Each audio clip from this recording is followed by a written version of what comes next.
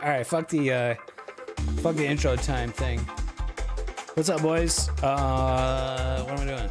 Oh, we're streaming, and we got YouTube and Twitch working today. I think, right? I think it's working. Welcome. What's up?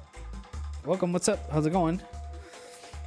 I just thought I would jump on the stream time. I haven't had a live Asstro stream in forever.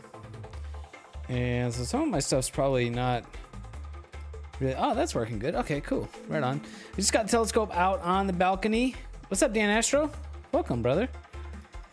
After like, 4 days in a row of clouds and rain, it's clear. Very nice, clear right now. And Peepee Land's here. What's up from YouTube, right? So just working on both. Awesome. Awesome. So I got like, it's super nice out right now. It's like super clear, and you're doing some Nina shit too, right on. Yeah, Nina's great, man. Nina's really great.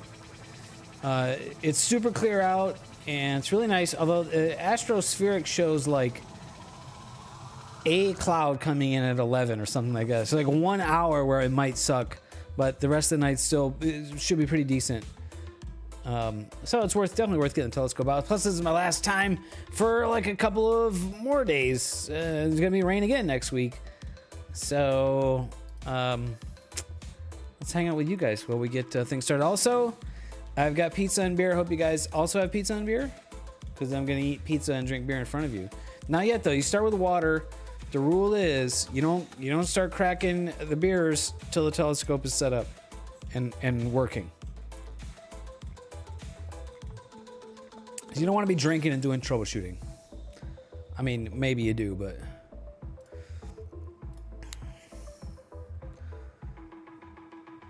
So I've got the telescope out there, and now I need to...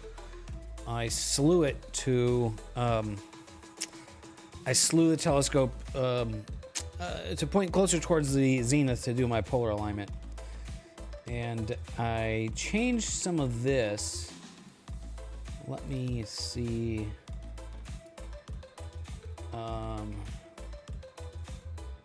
Oh, yeah, that's why I did that. Yeah, I can do that, but that's going to be kind of weird. Who cares? That's good enough. Look, there's a telescope.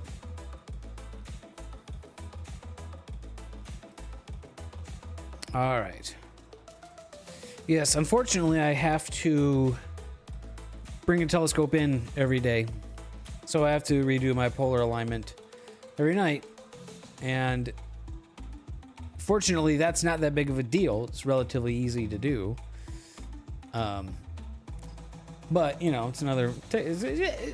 When everything goes good, it only takes a couple minutes. And today it might take... more than a couple of minutes, because I was kind of fiddling with stuff. So hopefully now. I'm gonna also start on a new target tonight. I'm gonna go for the question mark nebula, or rather a portion of the question mark nebula, because I have such a narrow field of view on this scope. We'll just try to find the most interesting part of it. And that'll be like a first half. You love it? Okay, yeah, cool. It's not one that I'm super familiar with. So it'll be, I kind of just looked it up today and I was like, oh, what's that? And I, looked it up and it's like, oh, that's what that is. Okay. So turn that off. All right. And take a 2-second exposure.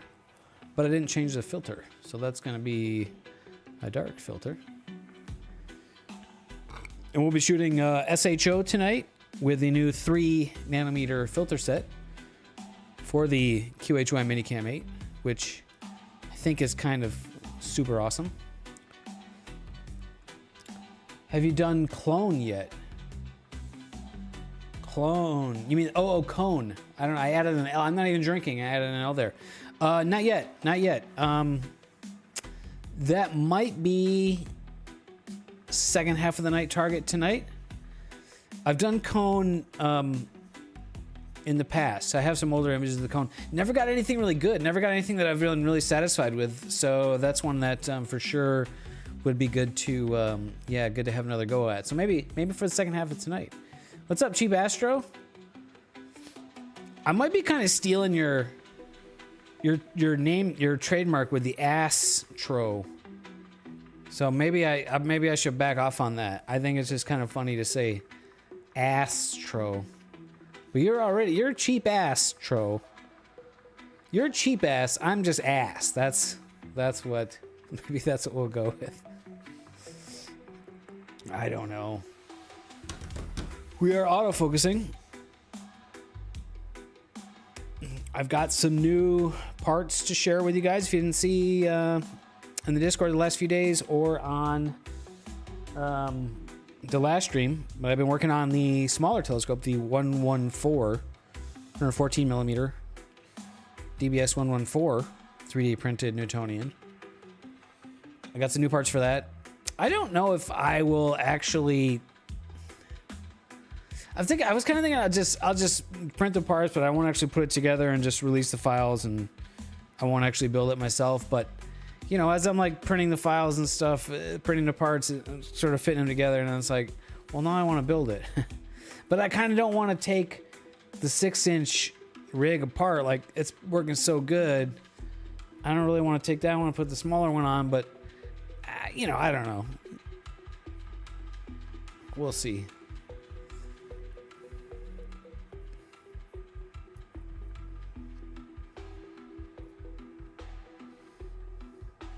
How's the How's the winter Astro weather been treating you over there in the UK? There, cheap Astro. Do you guys get some clear skies in the winter, or is it just kind of a crapshoot? Star's not looking super round. I'm pretty sure that's because my polar alignment azimuth is way off. Hopefully that's it. I accidentally twisted the mount when I was moving it around earlier. And we'll find out in a second here.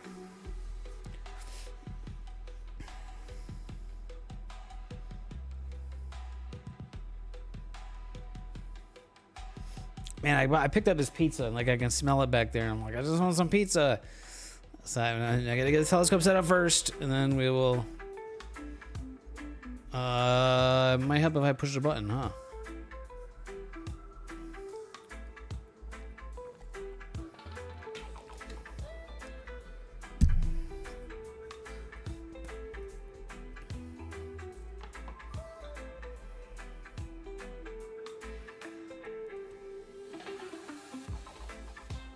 Yeah, I think my azimuth is off like 5 or 6 degrees probably here, at least.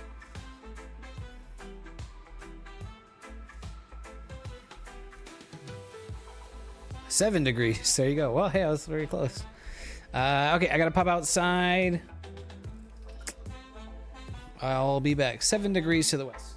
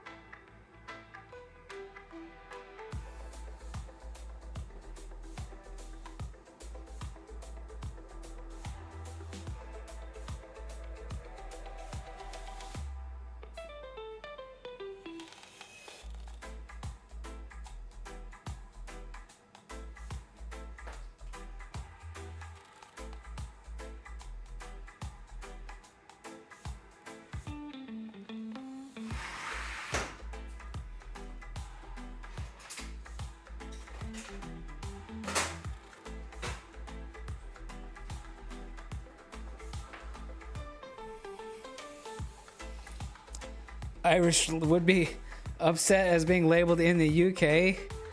Hey, ignorant American, right?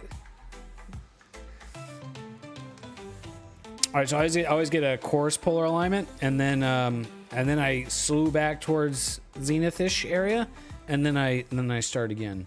Not quite zenith, but up in that area. Really cloudy. That's a bummer.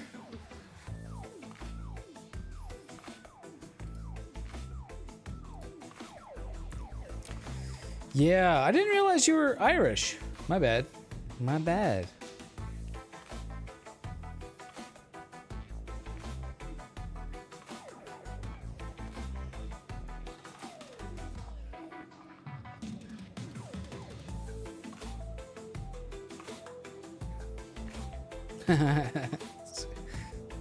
See, white people all look the same, so it's okay. All right, where are we at now? My error. Oh, still off by quite a bit here. So I got a little bit more course adjusting to do. East 50.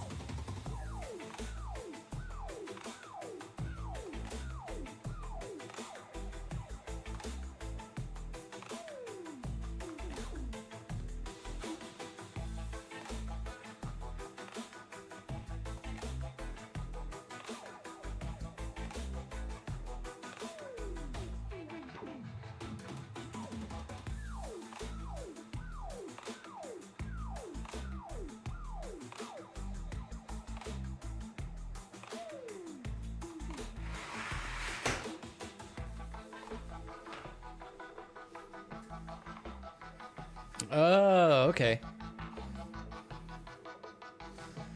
Okay, we're getting a bit closer here now.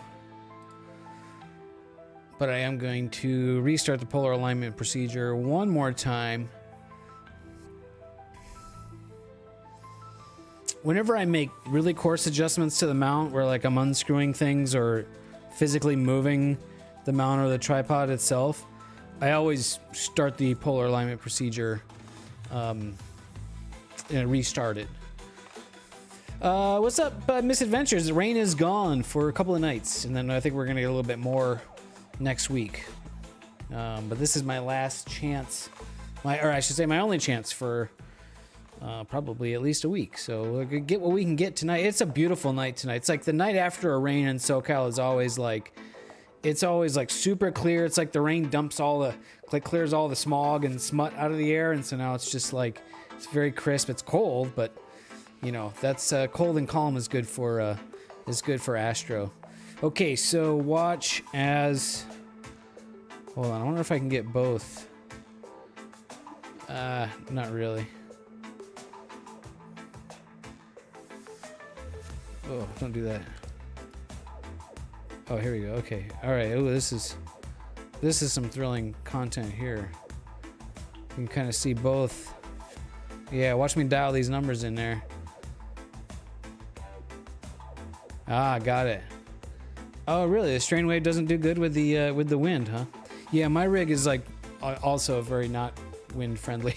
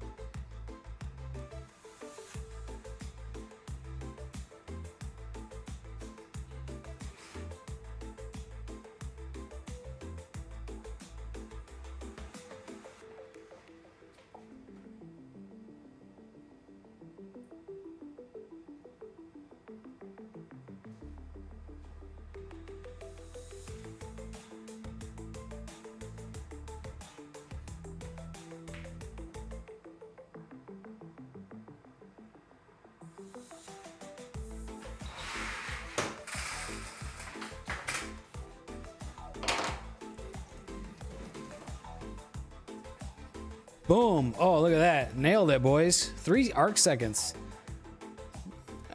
3 arc seconds. I think I win polar alignment for tonight.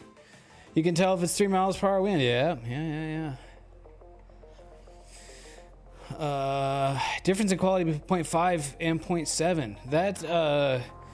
That's quite demanding. Quite demanding. No, that one.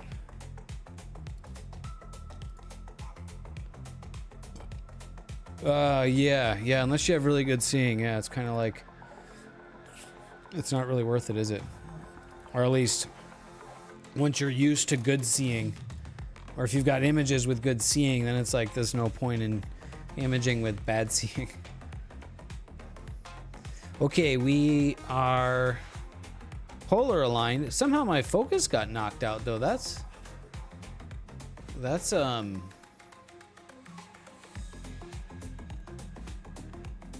maybe it's just cooled off that much out there, because it's quite cool out, so yeah, well, that's running. Let's bring up the framing. Yeah, yes, Star Traveler, what's up, brother?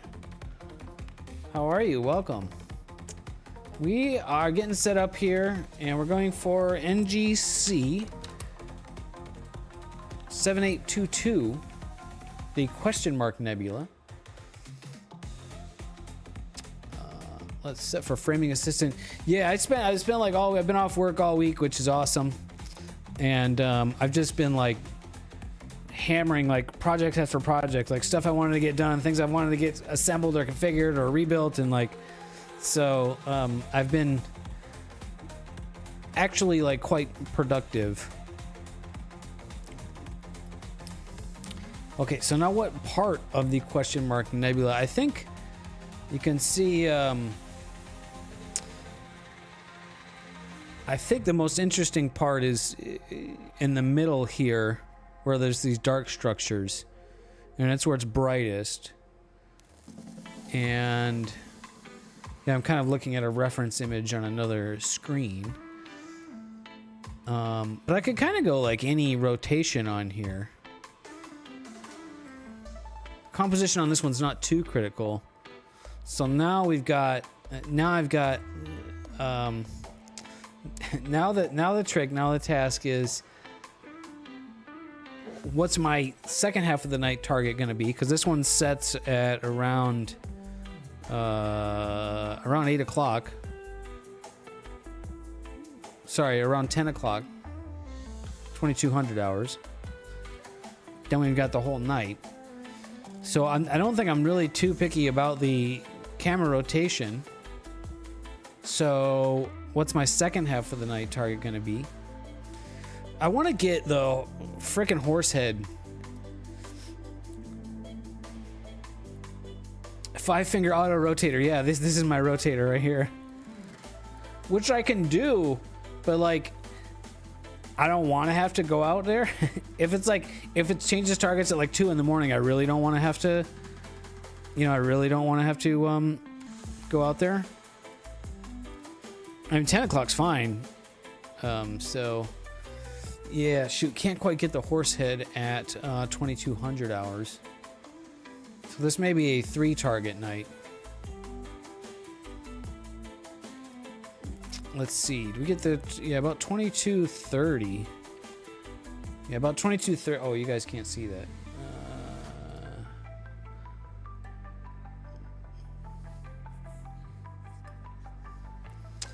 Horsehead, yeah, about 22. Wait, that's really close, man. Yeah, probably. This red line here is like a tree, and they trimmed the trees way back, so maybe I can get it at 22. We could try it. Okay, let's go back to Atlas, and we'll look at the Horsehead.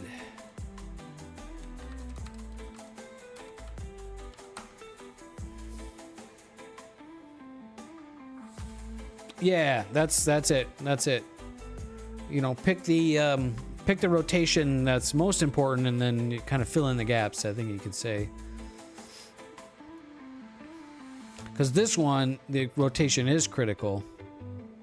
And this thing is M78, yes, but it's mostly that's like mostly a broadband target. I try to go for just the emission nebula stuff from the super light pollution. This is a weird thing that Nina, the Sky Atlas thing does, where it doesn't load the part of the image that I want it to load. I don't know why it does that. Can try this other survey.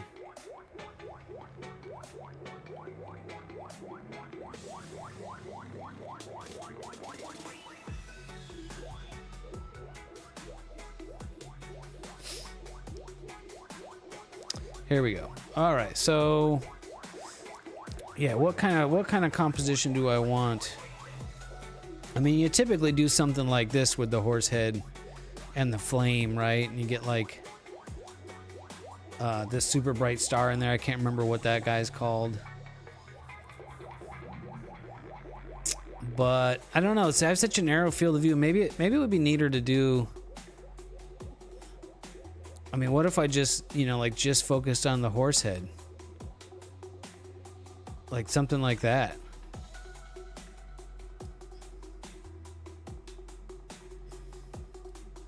There's kind of this cool structure up over in this area. So maybe if I do something like that. I'm gonna get kind of an ugly flare probably from this star off the side of the screen, but yeah, that would be different. That would be different, Cheap Astro. And I have a pretty nice broadband image of the horse head from a dark sky, so all the color from the dust shows up. So Alnatech. Yeah, just crop it out of there. I mean, I could do something like I think maybe let's try that.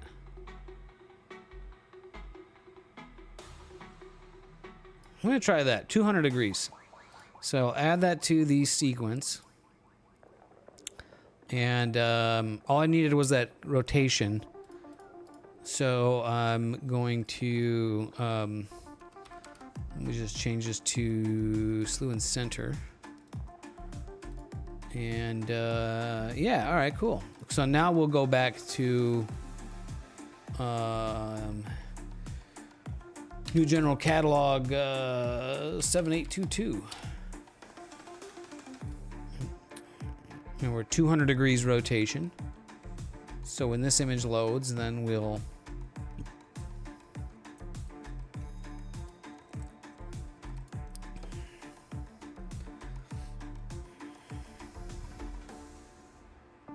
so 200 degrees rotation, and then kind of move that around, and yeah, that'll be cool in there. I'll go with that. I like it. Add to sequence, basic sequence or target. And now I got to change the order, right? Because I put the horse head in there first, so just swap the order. And now we'll set the sequence up. We'll slew center and rotate, run autofocus, start guiding. Need to delete autofocus after filter change because we'll use filter offsets. And I leave all that, and I use the smart exposure. And let's see, we'll do probably, yeah, since the last time you've seen me, I have 3 nanometer filters. And I'm pretty sure those make especially the oxygen, makes a huge difference with my light pollution situation. Yeah. They announced that 3 nanometer filters for the Minicam 8, and like the second they were available for pre-order, I was like, pre-order. I was like, I knew I was gonna need those. Okay, and so order we want to go in is gonna be OSH.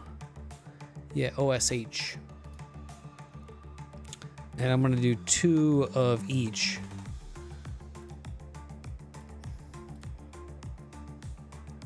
Oh, also I have off-axis guider now. I don't know if you've seen that or not, but and so with off-axis guider, it's my rig is just, well, it has been working super great. So I've been running 3-second exposures, like it's 300-second exposures, 5 minutes, like it's nothing. I'm tempted to try some like crazy like 8 or 10-minute exposures. Not tonight. Maybe if it's like a really good, I think it is a really good night, but like a really, really good night, you know?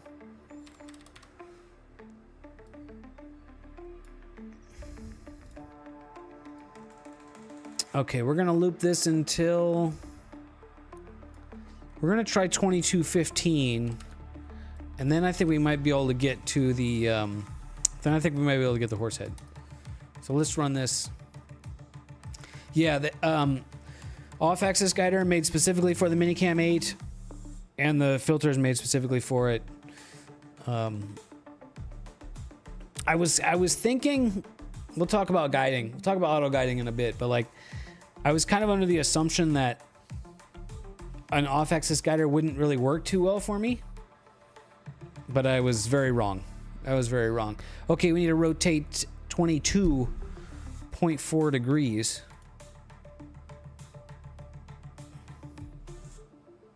So let me go do that. 22 degrees. I'll use my auto rotator. 22 degrees, easy.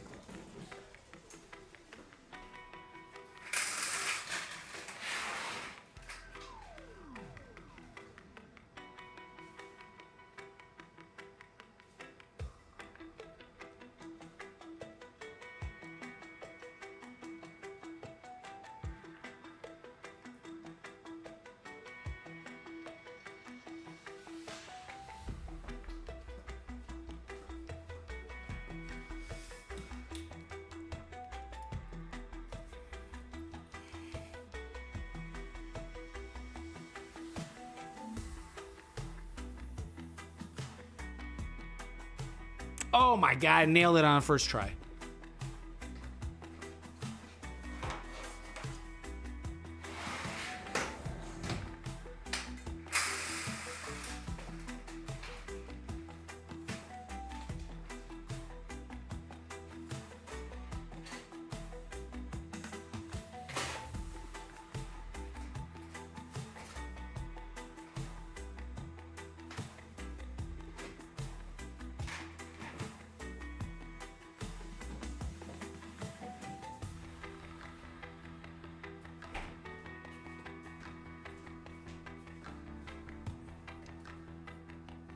Nailed it on the first try.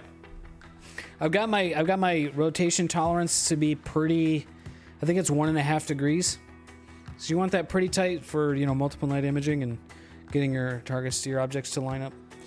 I've been saving this beer. I think it's a perfect time for it. This is the Citra Loves Galaxy IPA from Brewery X. Let me get that in focus.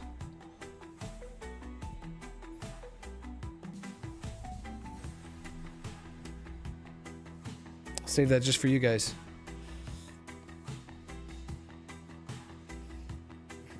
But I need some pizza too, because it's also dinner time.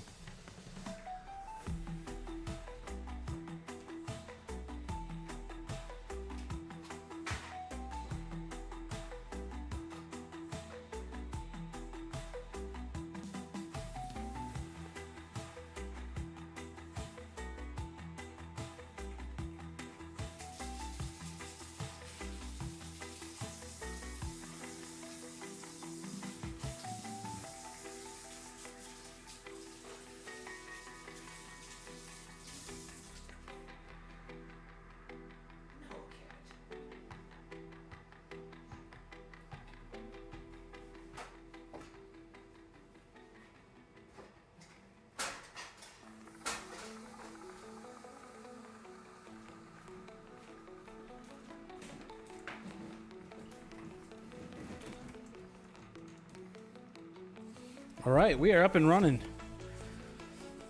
Guiding starting out at 0.76. Not bad for first starting out here. Cheers, boys.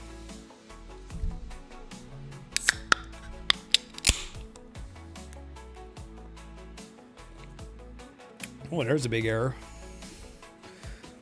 I do believe with the predictive PEC algorithm and PhD for guiding, it's normal to see the error kind of bad for a while and then it figures itself out. Because it like measures, I don't know how it's working. I don't know. Math stuff, it's kind of crazy.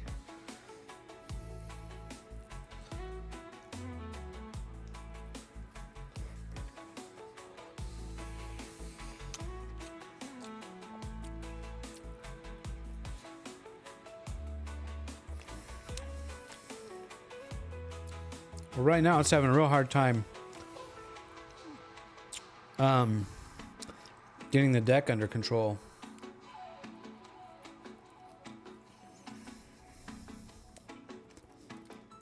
Yeah, I'm gonna stop this actually. Wow, the second I stopped it, finally. I'm gonna let it guide for another minute here and then we'll start up. The new gig is going well. It's going well. Busy but not crazy.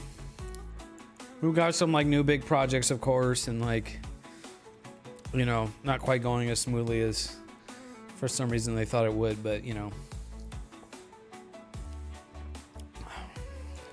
But yeah, it's going good.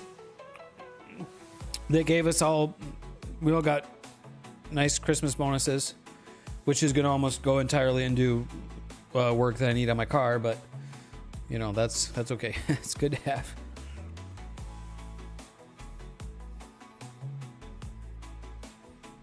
No worries. Cheers, man. I know it's late for you. Hey, Mazif, what's up, brother? We're drinking beers tonight, brother. And now the guiding has figured itself out. And now I'm seeing a very flat line. As soon as this ugliness goes away, we'll see this number drop, and then I'll hit the record button. I need to see bigger number go small.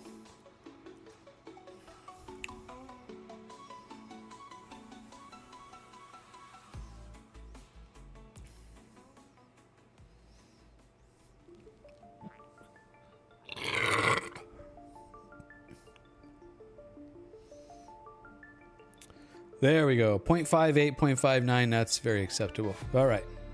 Start exposing. We are on the 035. Oh, you know what? Shoot. I'm actually going to not start yet. I'm going to check something else out. I was having some problems with my filter offsets. Let me check this before. No, don't loot.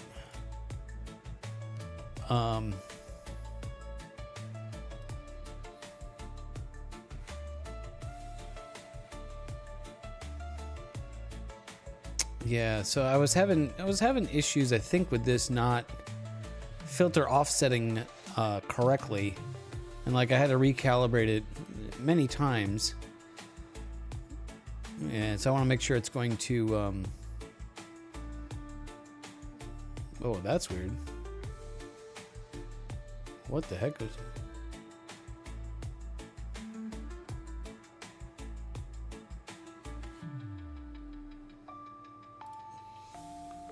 Okay, I think I need to stop the guiding there.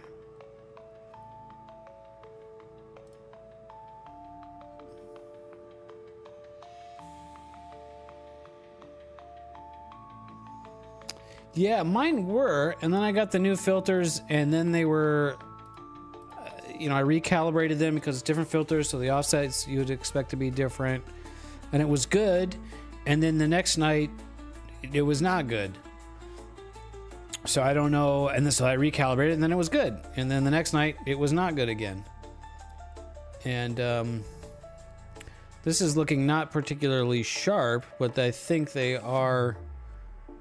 My HFR values are remaining constant between the filters.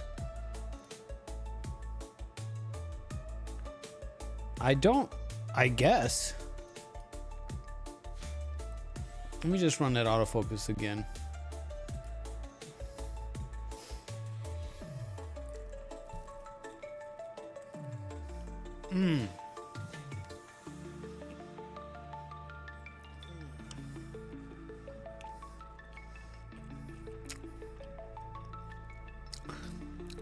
So the additional weight of the off-axis guider on the draw tube of the focuser,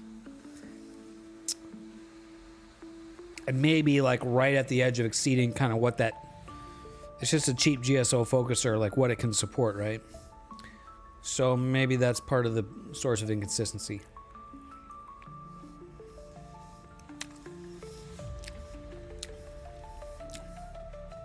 I kind of tweaked it, I tightened it up a bit, so. Oh, nice, right on.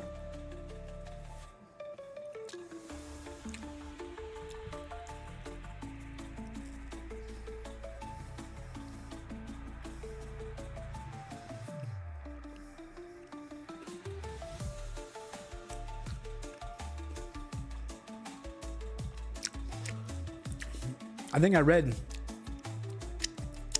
about the new ASI firmware, maybe what you posted, Mazif, and sounded like some very nice new features added there. So, okay, so I just refocused HFR and the luminance filter 1.98. So now I'm gonna just go through all the narrowband filters and make sure I get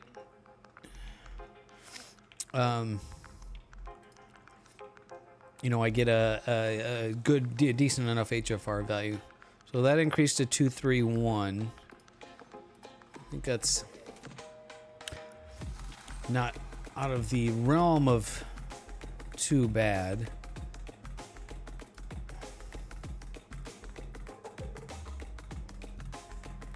$229. Yeah, I think I'd see, that's probably normal too, to see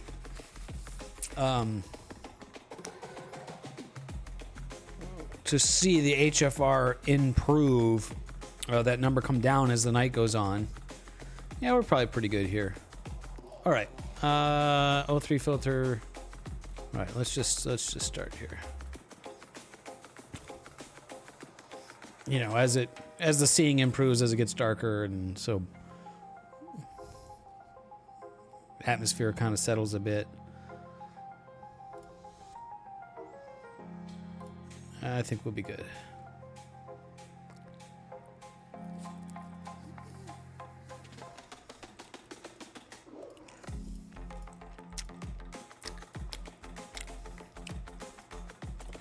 You broke your ankle, dude. That sucks.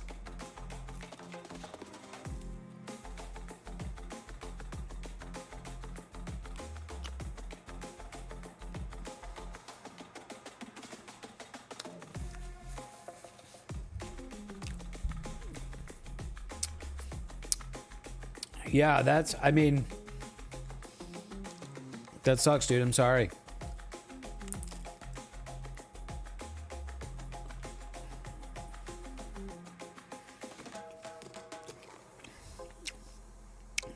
If you had the like telescope already set up, the remote observatory kind of thing, then it'd be fine, right? You could just chill and you just remote desktop or whatever. But I mean, yeah, I gotta lift my scope out onto the balcony. And it's pretty heavy, so if I was some kind of injured, that wouldn't be happening. Or I'd knock on my neighbor's door. I'd ask Josh, like, hey, can you set that out there for me? Yeah, okay, now polar align it. No, the other screw. A little bit more, a little bit more, a little bit more. All right, too much, back the other way.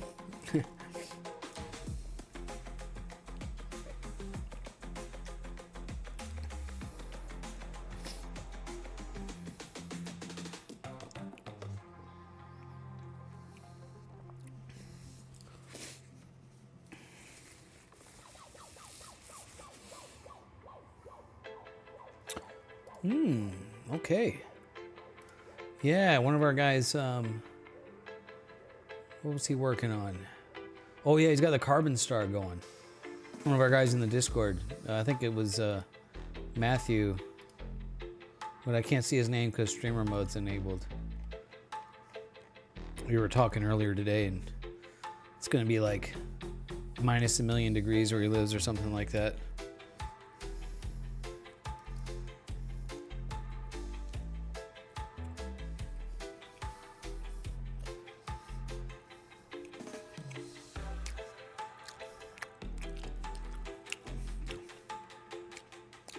By the way, the king of the cheap pizza.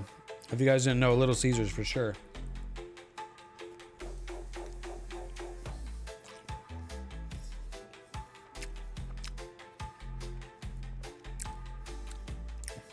Yeah.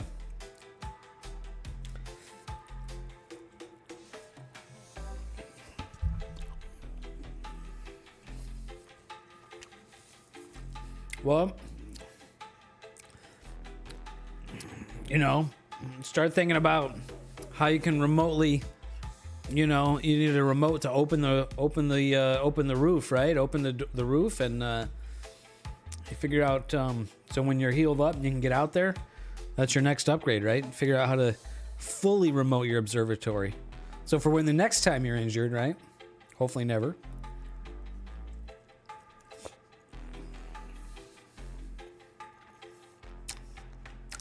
I'd make a fun video.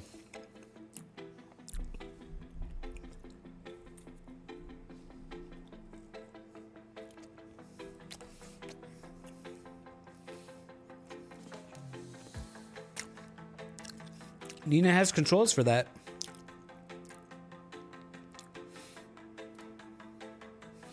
That's kind of my dream, is the ultimate, like, to be able to have the observatory just always set up and be able to remote anytime. So if I'm like not home, I can just boop remote in and open the top and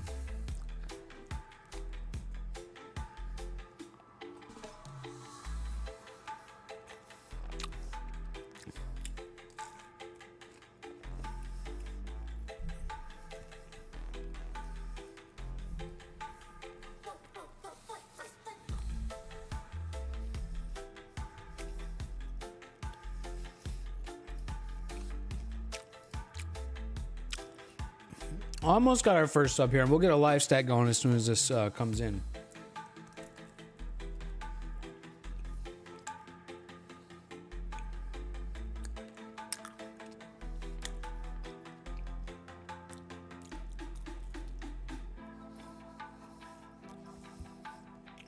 There we go.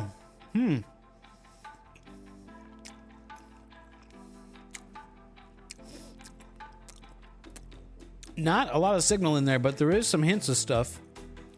Stars look pretty round. Maybe a little bit of trailing on that. Definitely looks like it's in focus.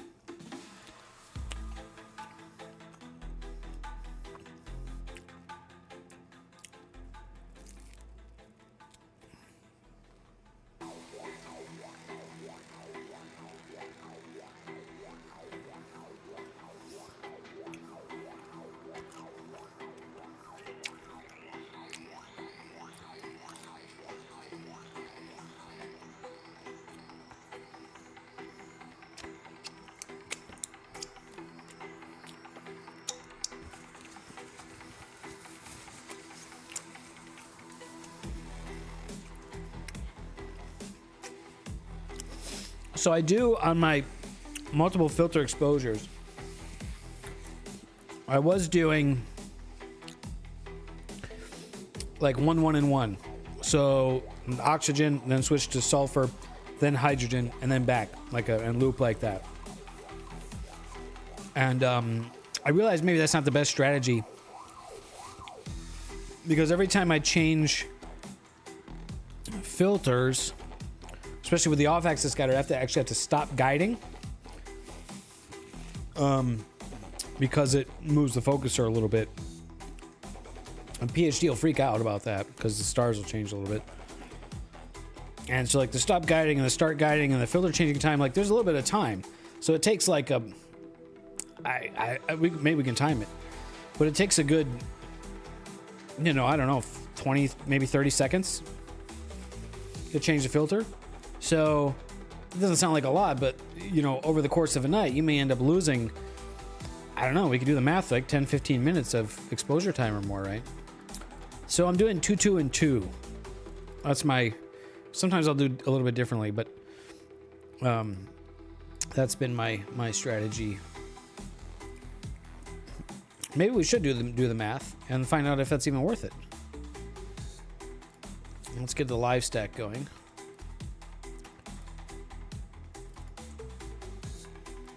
You always want to maximize your dark hour times, right?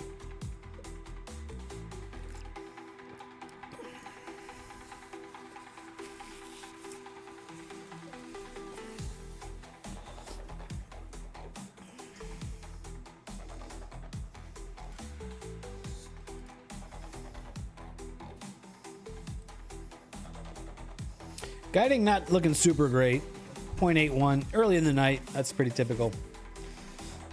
All right, let's do that. Let's do that math. Let's calculator.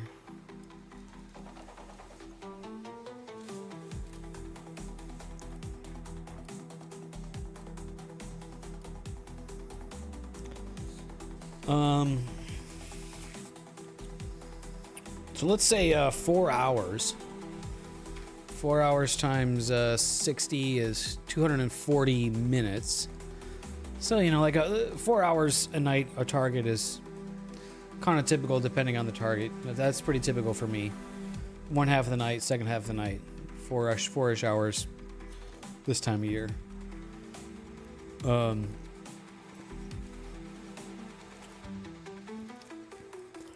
So that's 240 exposures. So I need to know how much time it takes to change filters.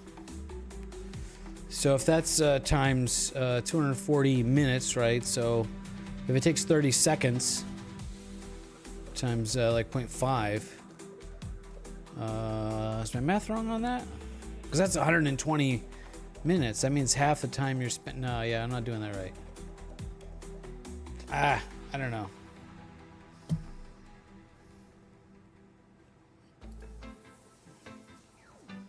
We'll time it when it changes filters.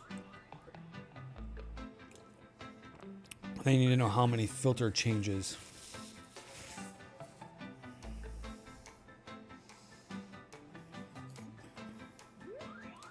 Right? How many filter... So if there's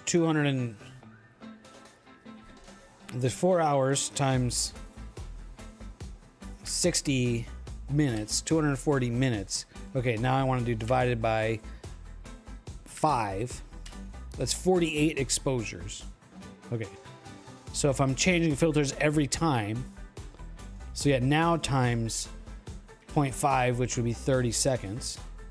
Okay, switch.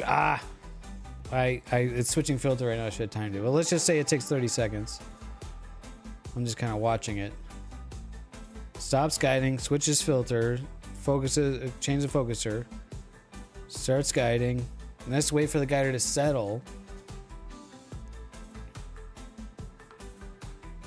This is at least 30 seconds.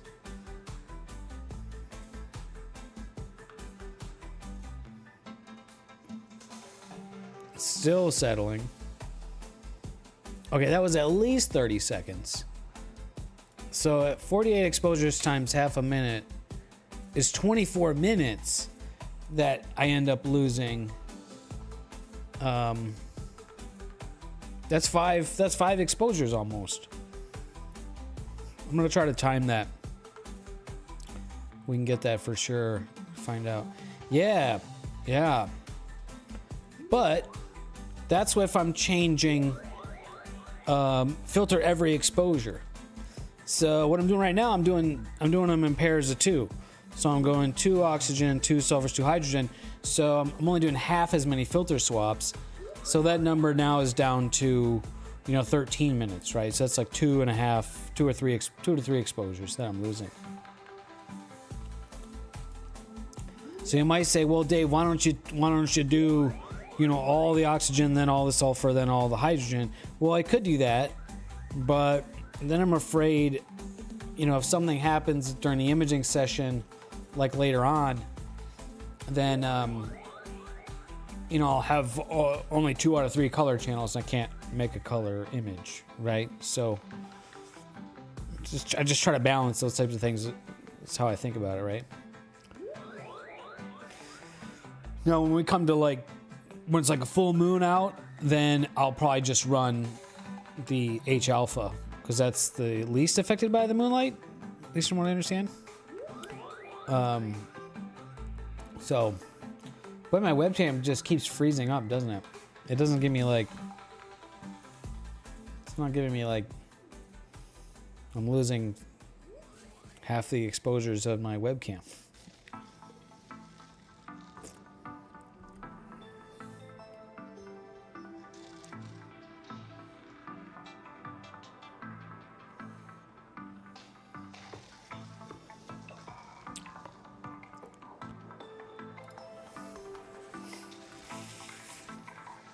Now the guiding's looking good. Down to 0.5 arc seconds.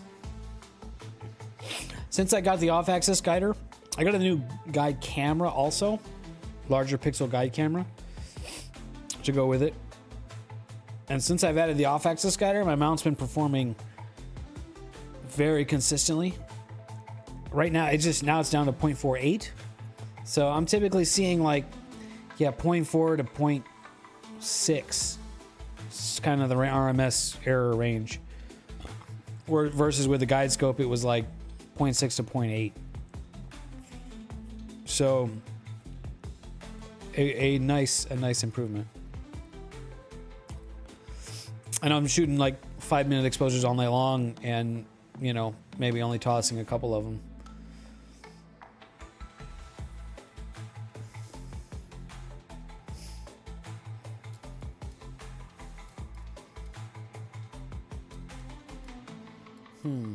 I feel like these stars are still look a little bit elongated in this. Maybe not.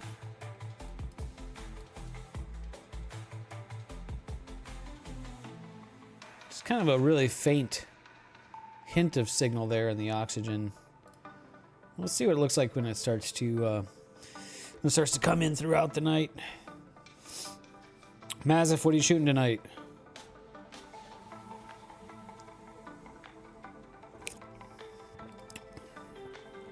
We're going to watch this, and I'm going to get my timer out.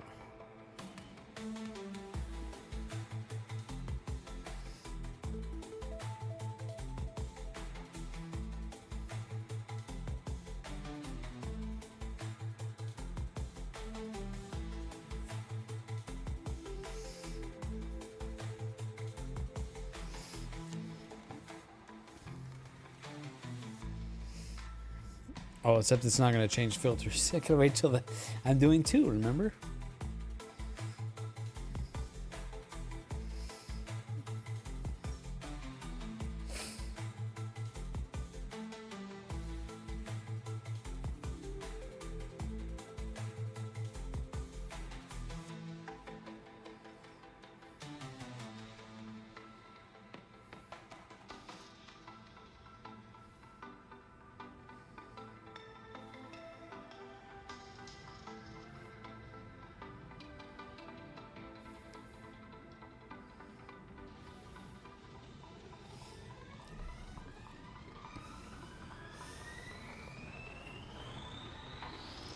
Okay, there we got some signal in the sulfur. Now we can see some stuff here. Some wispy stuff around.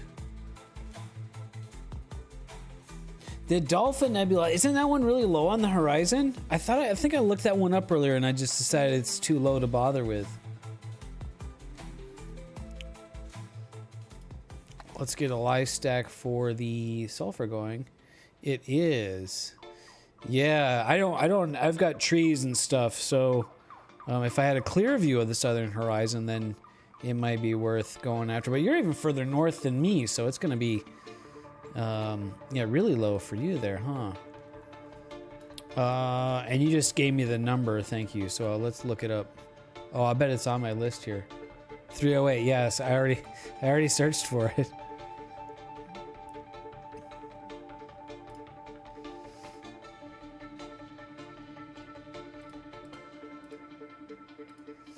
Yeah, that's like super low. I could probably get it for like maybe like a half an hour. Maybe. Yeah, between the...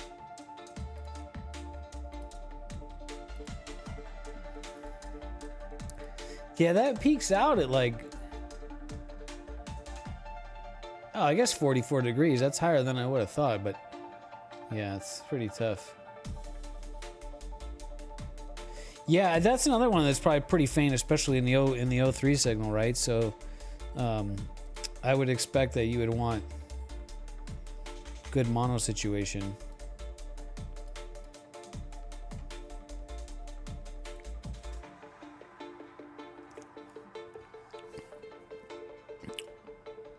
Okay, now here's where I got 3 more minutes, gotta pay attention.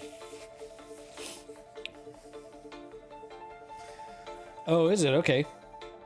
Well, I guess that's the case for some targets. That's the case with Thor's helmet, which came out great. I shot Thor's helmet. I'm really pleased with that one. What's up, cat?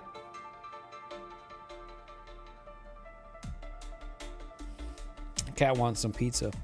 I want another slice too. Peaks at 26 degrees.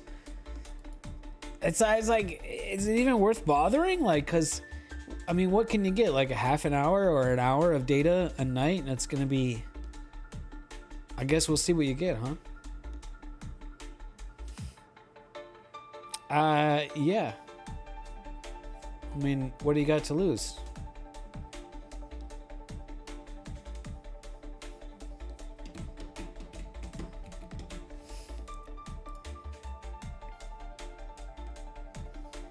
I'm liking the sulfur signal here. There's a nice, you know, this is really going to kind of start to show up.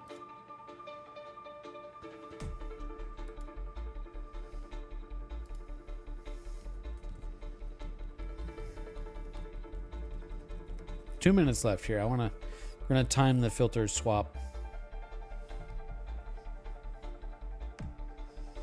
I don't want to get distracted doing something else because I'll definitely forget. Okay, yeah, let's check that out.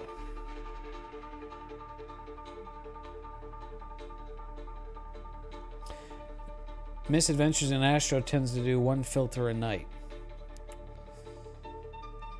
Do you take flats for every single session? Because I don't. I've only taken 1 set of flats. Like when I first got the camera. Shoot the flats and then... I mean, if I change anything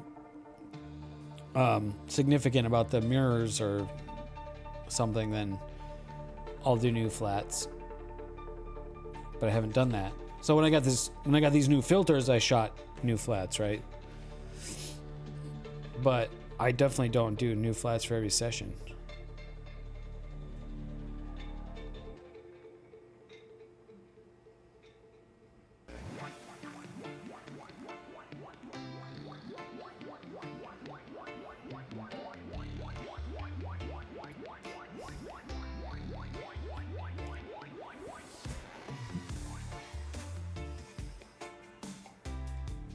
Oh, you get dust quite often, huh? Interesting, like dust motes? Because I never see dust motes. I knock on wood, right? Okay, and start, okay. All right, so we started the timer. We're switching filters.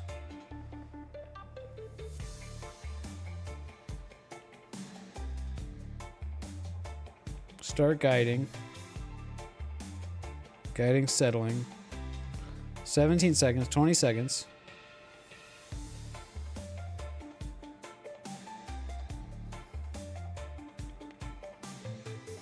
The settling takes a long time. 30 seconds.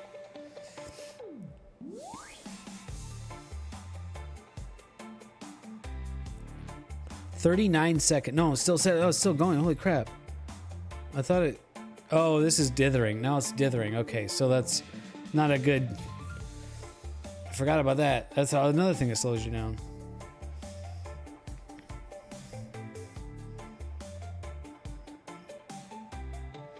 So it... was taking time to settle on the guiding, and then it dithered. So then it's now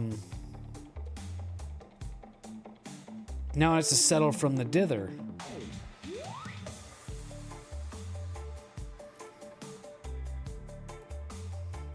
Yeah, that was a lot of time wasted. How often do you guys dither? I dither every 3 images. Maybe I can definitely save some imaging time if I dither a little bit less.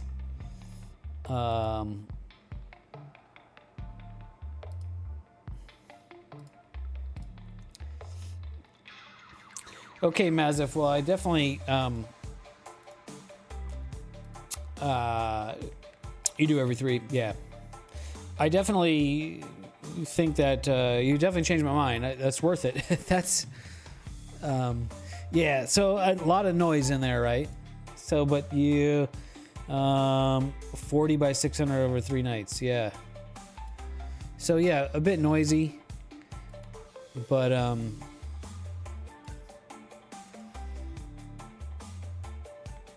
I mean, if you can shoot at it every single night, that's a really cool target. I love these O3 bubble targets like that, you know.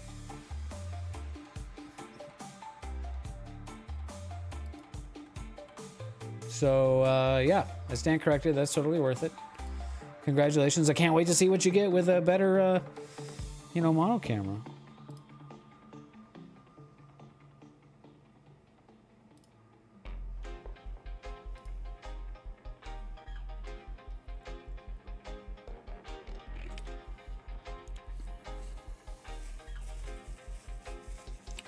Oh, that's a good point.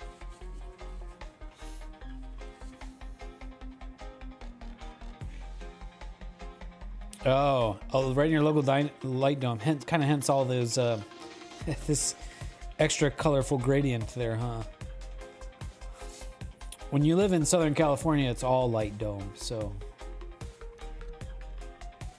All right, I need another slice of pizza. I'm gonna pop up for a sec.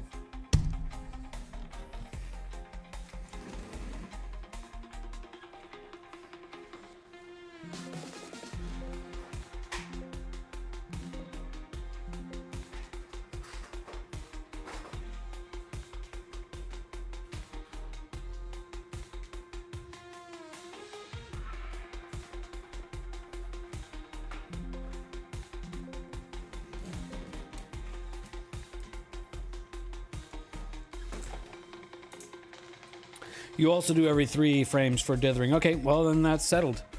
And we'll stick with that. I heard PhD making angry noises at me for some reason, but seems to be doing all right. Yeah, get enough data either way. Just try to think about, you know, being as efficient as I can with the time. Which,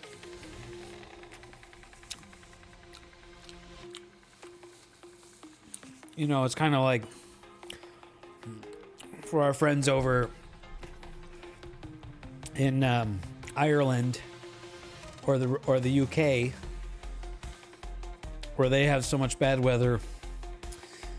And I don't know, they hear us talking about trying to be efficient about our time. They're the ones that really need to be efficient with the time, right? So, or East Coast of the US where you actually have weather, you know?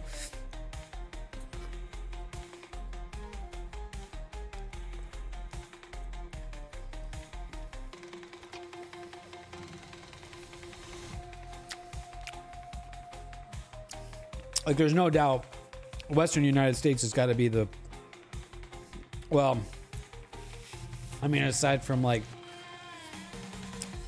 the desert in Chile or something like that, in terms of like number of nights a year that you can do astronomy.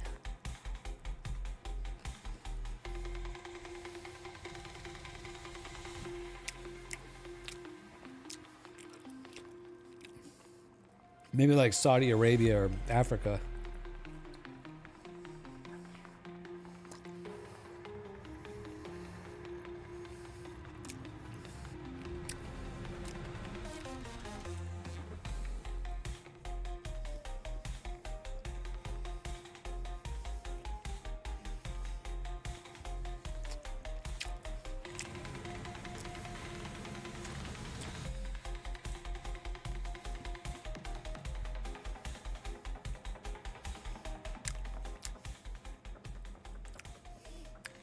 All right, almost the first HA image.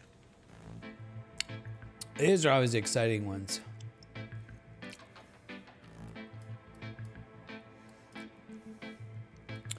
Definitely some streaking on those stars. Yeah, guiding hasn't been that great tonight. We'll just roll with it.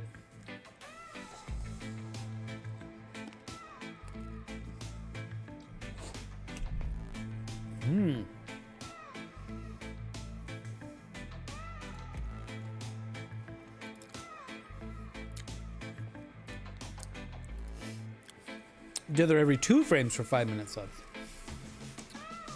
Well, that seems excessive.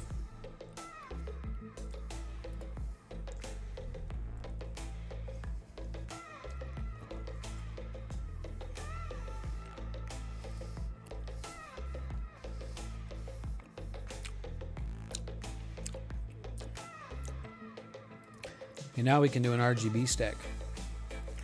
Should we do SHO or HSO? I think HSO. We'll do SHO. These RGB color live stacks are, the colors are never right. It looks kind of weird, but it's fun to do anyways.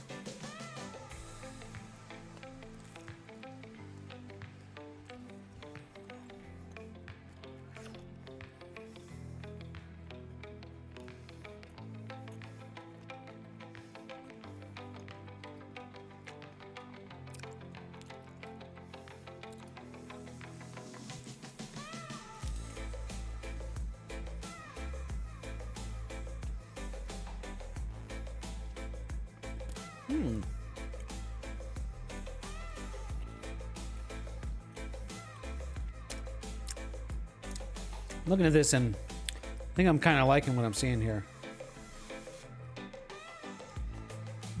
I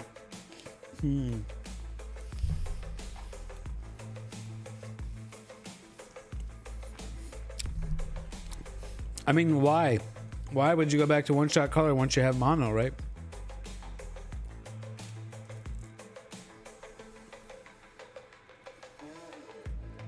Well, you know, never say never. Maybe I have some thoughts on that.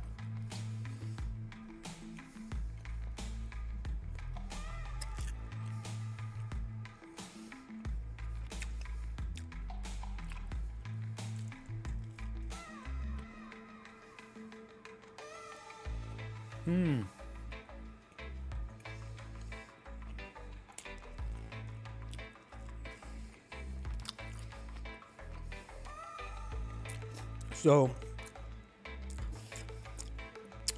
once you go black and white, you never go back.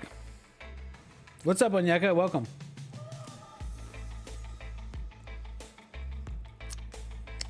Ah.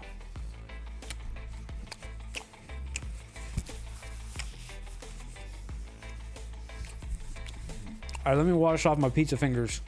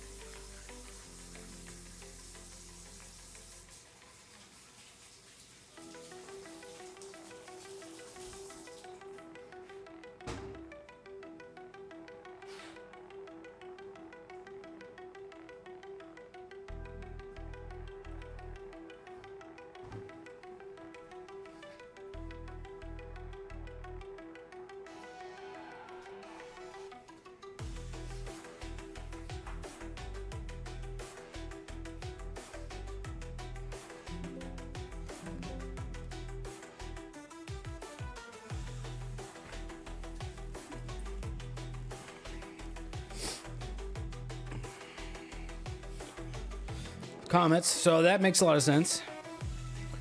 And planetary, yeah, I wouldn't want to do color, or sorry, mono if I was doing planetary.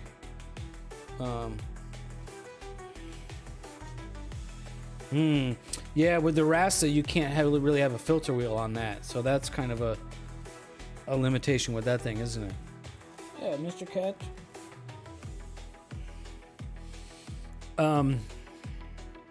So yeah, I actually did just list my color camera for sale, my one-shot color camera. Would I ever go back to a color camera? I would see something like, you know, I think if I was trying to do wide field stuff, you know, really wide field Milky Way stuff or something, then, you know, a lightweight, smaller, just really simple rig.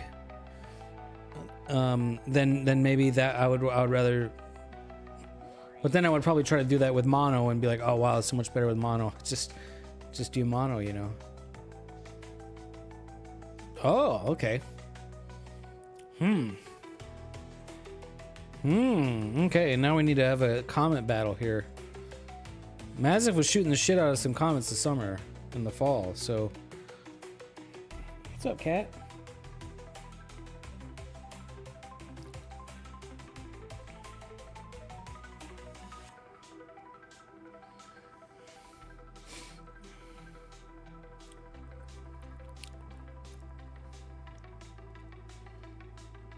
I think I'm really liking the composition on this. Kind of this dark, all this dark structure here, and then the brighter color regions in here and structures. So yeah, this one may end up surprising me.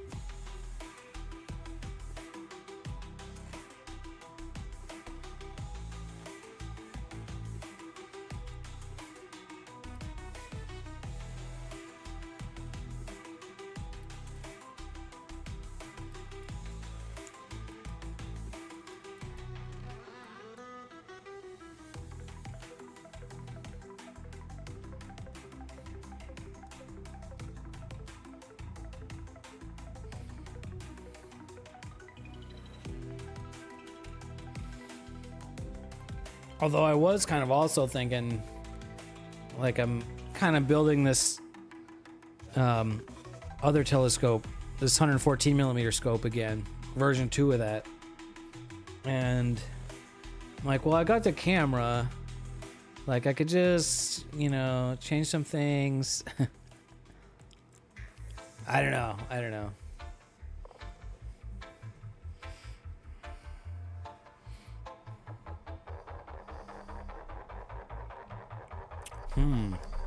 Oh, there was some other stuff I wanted to try with that too. Well, I guess I can think about it. I'm not in a hurry. I don't really need to sell that camera, so.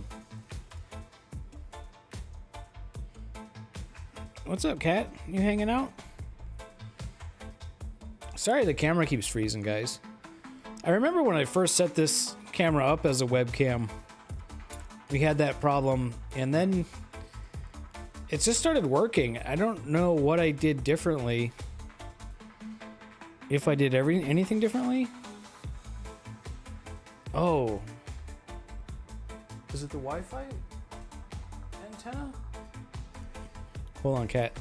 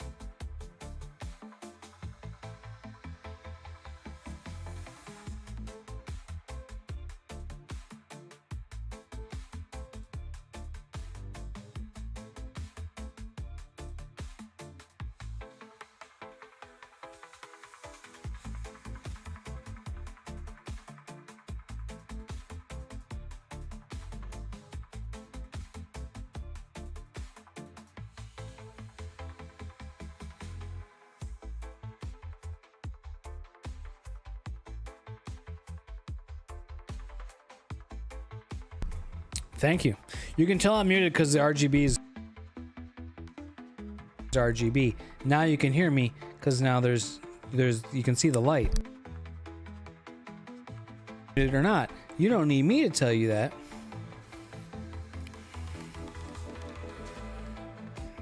I mean, there's different ways that it can be. You know, there's a bunch of different ways you could mute, but that's kind of the. And it's like touch.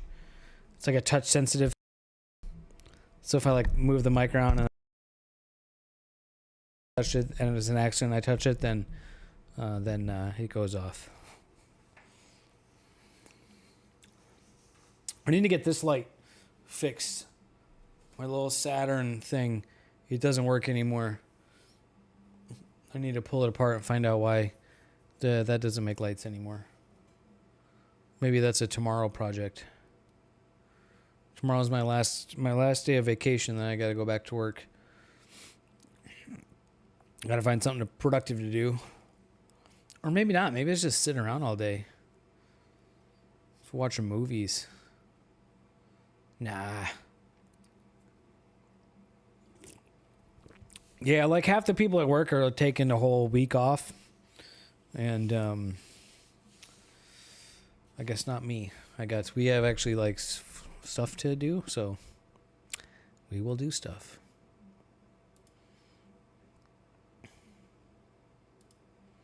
The music ended. Oh. Well, this is probably cool.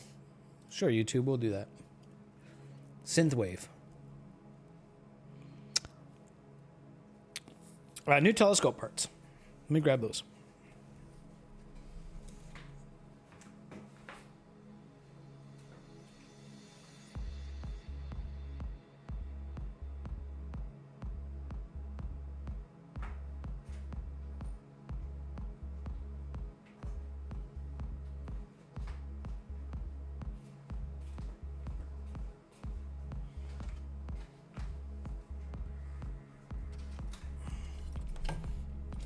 All right. Whoa. Shit. It's time for a show and tell. And I should do this camera. No? Oh. Haha. Oh. Oh. It's upside down. No, that's.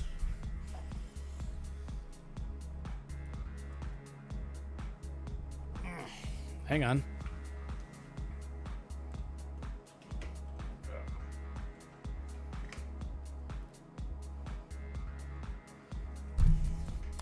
There we go. That'll do.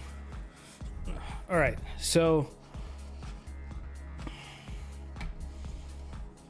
that's a new front tube and dew shield section for the 114 millimeter, the DBS 114. Thinking of getting an 8-inch newt. They're great, man.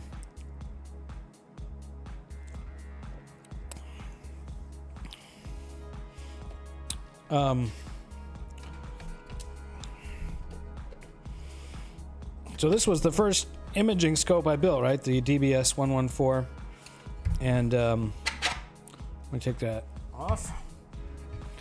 So I decided to change to, keep banging the mic here, traditional 4 spider vane design on here. When are you gonna build a refractor? I don't know. I don't know much about refractors. I know you can buy optics for refractors. I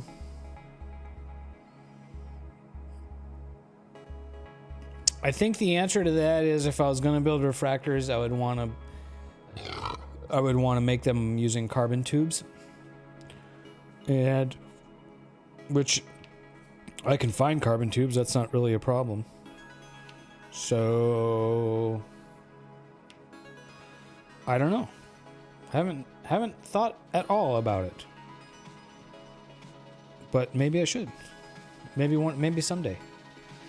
Maybe when I'm old and retired, but I'm never going to retire, so never. So there's the 4 spider vane. I first built this telescope, the 114. I had the 3 spider vane design, which was neat, which was cool. It was unique, and I made the images unique. Kind of like branding or something, you could say, right? But I think that's not great. Having 50% more diffraction spike, it's not just the spikes themselves, but the spikes actually have like a bit of a filleted edge. I talked about that on the stream I did the other day. So the overall star shapes end up looking more bloated, right? It's not just the diffraction spikes, but because you get the sort of a fillet between the spikes, the sort of rounded corner, the overall star looks more bloated. So for the really bright stars, that's not that big of a deal. But for sort of the medium stars that would just kick off like a little bit of a diffraction spike, they end up looking just kind of blobbly. That's a word. We'll use that word. So I think in that regard, it was a good experiment, and we'll stick with a 3 vane, a traditional 4 vane design. 4 vane design in this pattern gives you, the plus diffraction spike, a 4 diffraction spike. 3 vane gives you 6, which, yeah, if you don't understand how that works, it's pretty confusing, but yeah, it can be confusing. It's not too bad.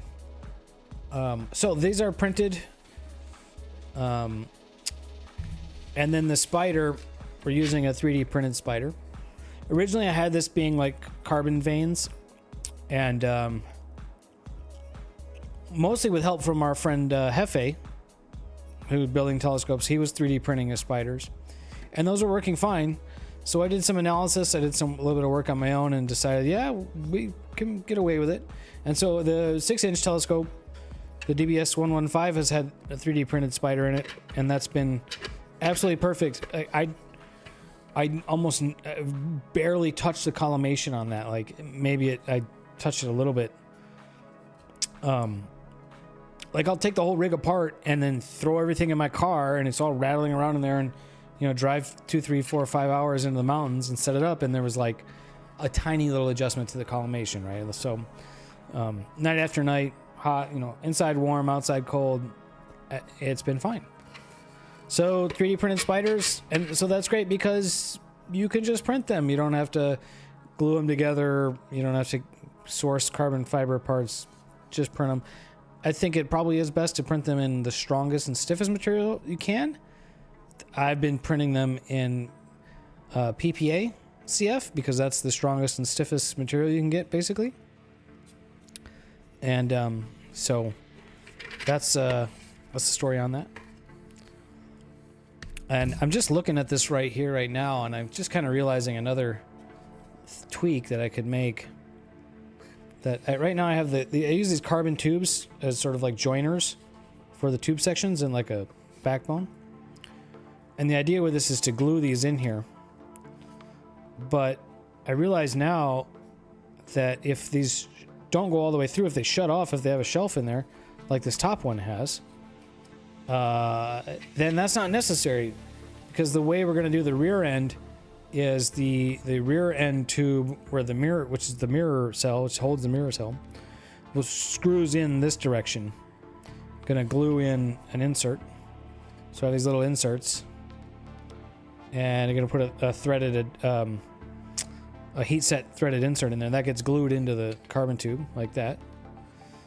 And so when you put the back on, you'll put a screw in the back, and that'll clamp everything together. So these don't even need to be glued in here, which is so great because then you can disassemble it. So I need to make that change. That'll be a good change.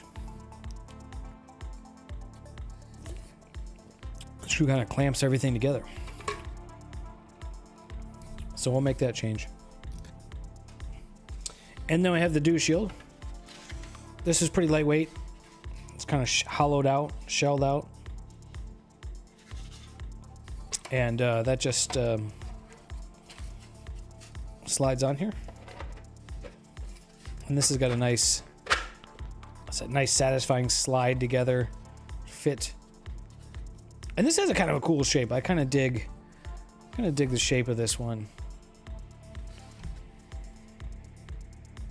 I think it looks pretty neat. So I kind of want to I was just going to print the parts just to check them out and just release the files and say, here, if any of you guys want to build them, go for it. But I'm kind of thinking I want to build it now. But I definitely want to. I definitely need a focuser. I don't want to take the focuser off of the 6-inch. So I need to source another focuser. I've been kind of looking for that. Anyways, that's that. That's the front end. And then on the back, I want to put a fan because the fan blowing down the tube on the 6-inch has been absolutely perfect at dew prevention. I've had some very dewy nights this year up at Mount Pinos where it's like the surfaces of everything are like wet, like splash, like very dewy, very wet.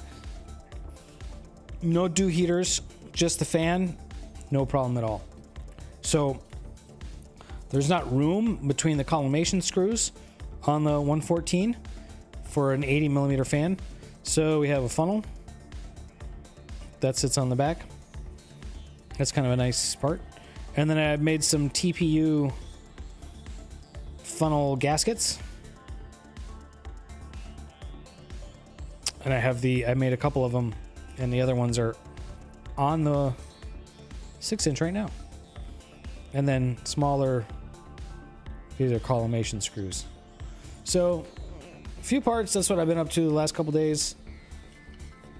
Fun stuff. Fun to be back building telescopes again. I kind of don't know. Yeah, what else? Like there's a few other things. There's the frickin' pier extension for my current mount and tripod. I've got a design, but I need some machined parts, and because of tariffs, it's just the parts are like $100, but the shipping and the tariffs are like $300. So I'm like, ugh, like I'll pay $100 for the parts, no problem. But then I see those costs, and I'm just like, ugh. I just like I don't care. I don't want to spend. You know what I mean? It's just like it just very sours you on the whole thing. So yeah, I don't know. We'll see. Maybe I'll find another way to make them. Here's our image coming together.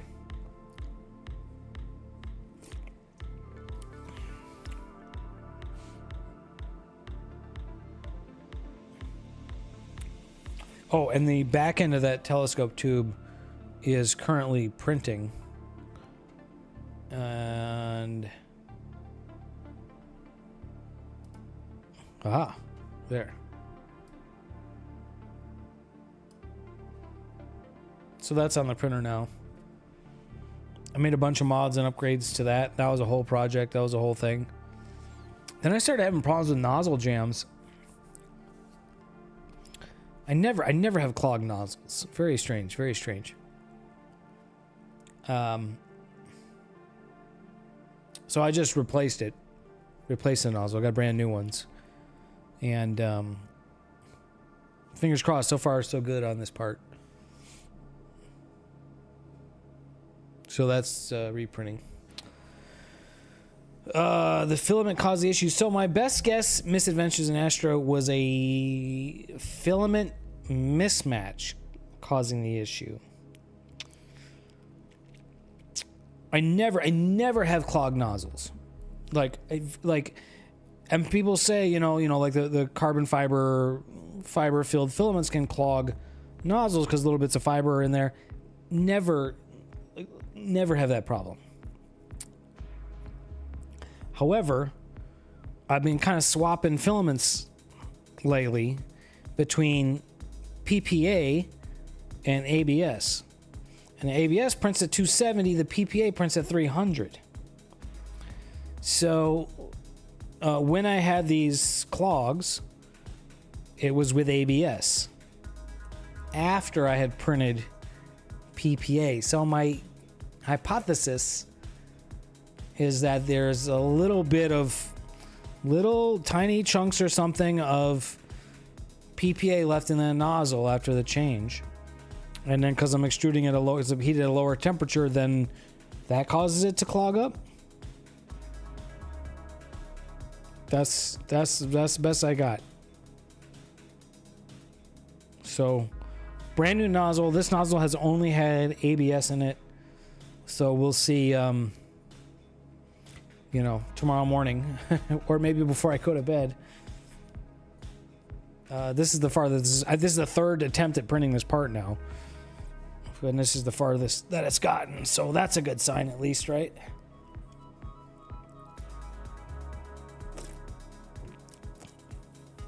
So we'll see.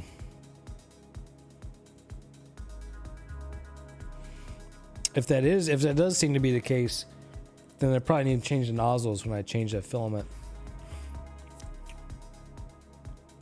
Maybe that's a good habit to get into. How much is the OTA going to weigh, do you reckon? The 114 or the 150? The 114... People keep asking me the weights, and I never, like, I weighed them and I wrote it down somewhere, and I never know. I don't have my scale, so I can't. I have the original one that I built. Well, it's not the original. It's like the third version of that one. I have it over there, but I don't have my scale, so I can't weigh it. A couple pounds. The 114's like a couple. I think the 150, the 6-inch scope. I think the full up imaging weight of that was somewhere around 6 kilos, so like 12 pounds. But I made a new version of that also, and now I've got the off-axis guider and not the guide scope, so things have changed on that, so I'm not sure what the weight on that is now. So yeah, we'll see. I bet it'll be lighter. So the new one, when I get that going, the new 150, I built the tube, it's assembled, it's I gave it to my friend, sent it to my friend Dan, for he's gonna paint it. So waiting for Dan to paint it. I thought it'd be cool to have a nice painted look. You know, he does like cool auto body style paint, and so he's gonna paint it. And once he finishes that, then I'll put that together. And I have some other sort of tweaks for that thing too to put in. So hopefully that telescope will be better. And I'll try to remember to get the weight. But I'll probably forget. So you have to ask me at like precisely the right time. Definitely seeing a big increased trend in HFR here. And I feel like these stars are looking a little elongated. I'm not really in love with that. I mean, the guiding is good. That's a binary. Yeah, these are definitely more egg-shaped than I'm usually seeing.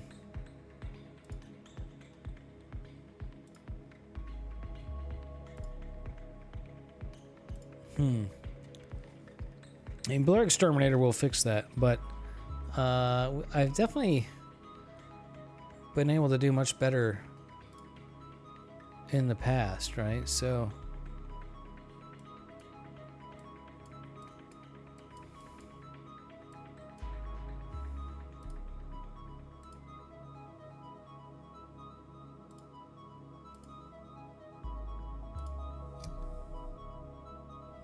yeah, that's looking.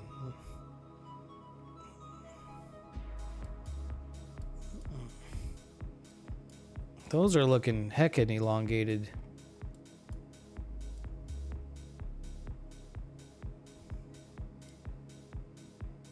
Yeah. Just not a very good sub there. Well,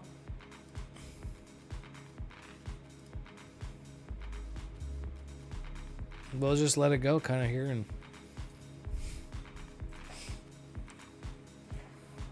first night in a while it's been out, so it hasn't quite figured itself out yet.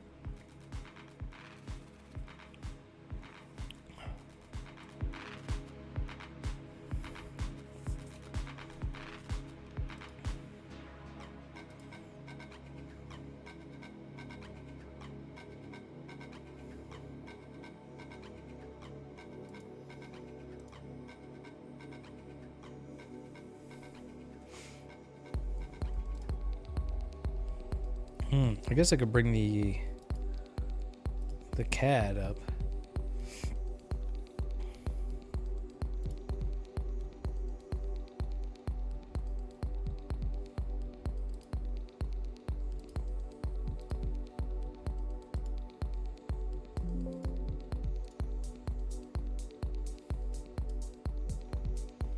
So there's the CAD for the 114.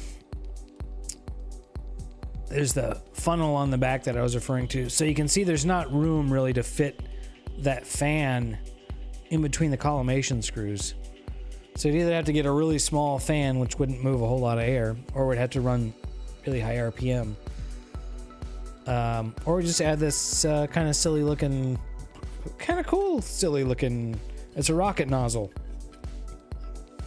on the end of there.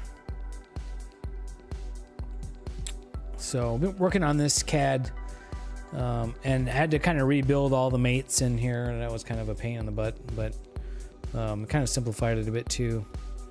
And there's still some hardware is not really in there, but you know, you get the gist of it.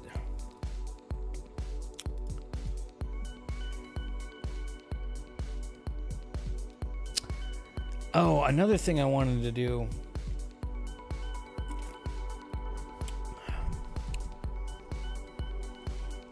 Yeah, I want to try the Batter MPCC coma corrector on here. Yeah, that might be worth it. I wonder how much that costs.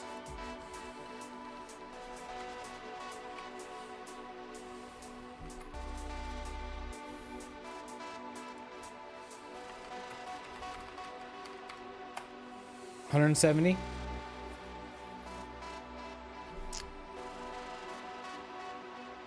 Well, I guess new on a Gina Asstro, they're $270, $280.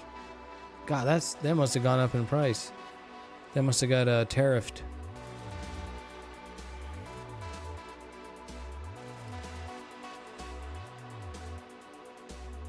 Yeah, $280, $278. Look at that.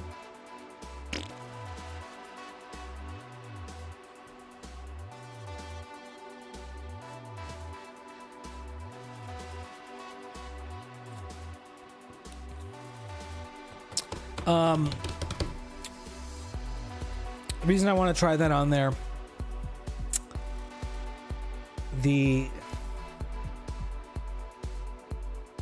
cool, man.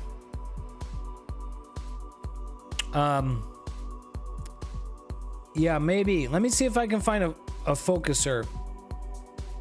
I've been kind of looking. I could buy another GSO focuser. That's probably the way to go.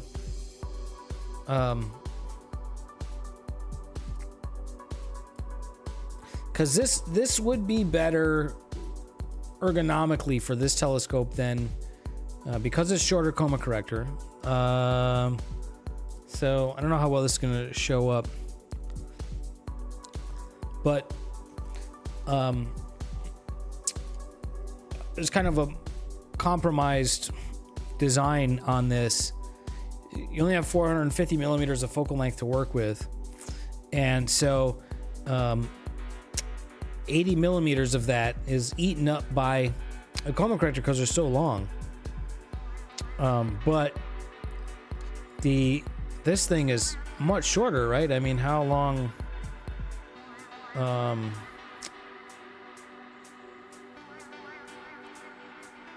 How long is it? So anyways, the problem with that is, with the coma corrector being 80 millimeters long, that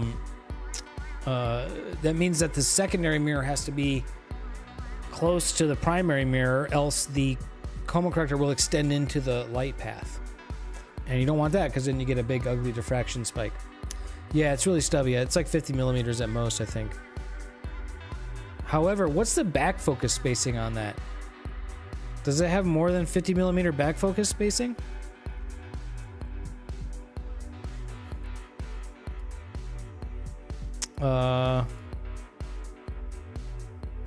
Okay, the MPCC is designed for a nominal 55 millimeter distance from the mounting flange to the film plane. Yeah.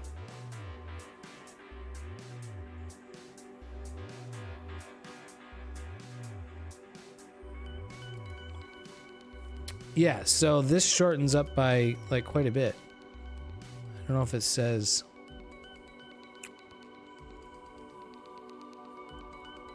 $57, yeah.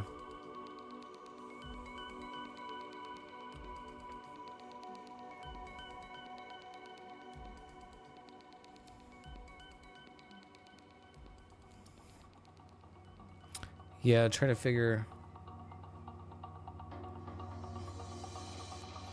Oh, new custom adapters. I like that.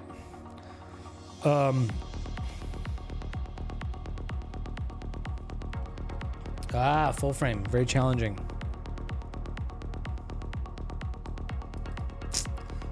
Yeah. Okay, well, I know it's shorter. So,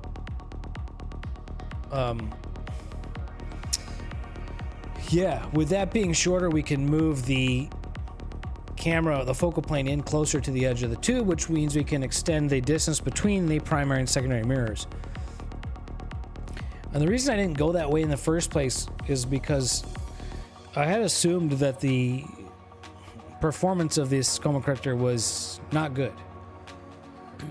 However, I had one in the past. I mean, it wasn't amazing, but it wasn't, I don't remember, I don't think it was terrible. And, you know, something like this, I mean, you're probably not going to have precise optics, you know, anyways, right? So,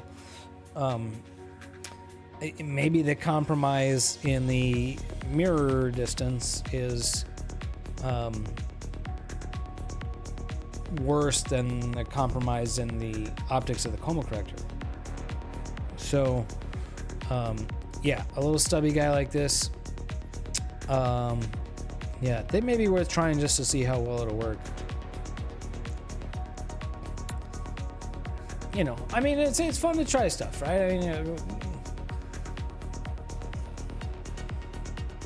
and I still want to, you know, this project as a community project, you know, still get a lot of people interested in building them, and so it's something I want to continue to support. And if we can improve it and make it better for people, then we should do that. So,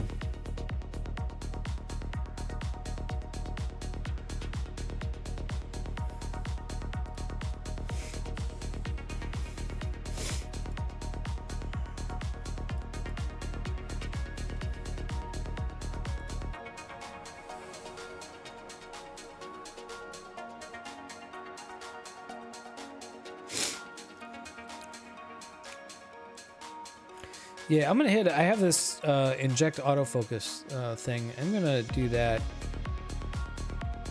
Actually, let's I'm gonna stop.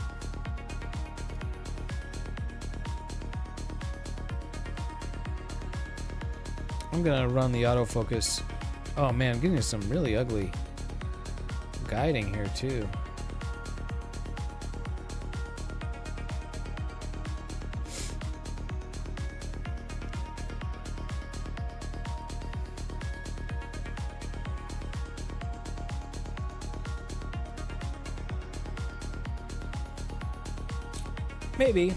Maybe just a little bit of seeing issues.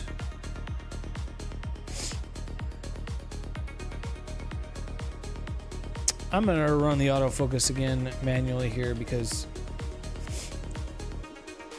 I usually see HFR down in the low 2s, the high 1.9s. And when I see 2.5, It's probably not great.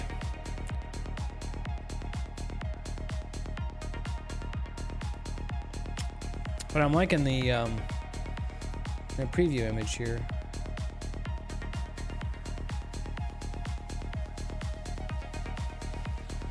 Oh, sorry, that's not filling the frame. Yeah, I'm kind of liking the composition on this one. Is pretty unique. I like it. Shame I'll only be able to get one night on it.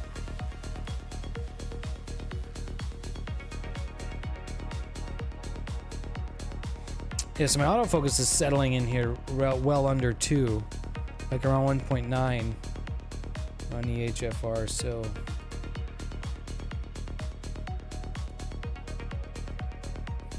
I think I definitely see like thermal drift on the focuser throughout the night, or maybe on the whole scope. The first hour or so, I don't know, as it's cooling down, seems to be more challenging to keep it in focus, and the HFR tends to sharpen up after that a little bit.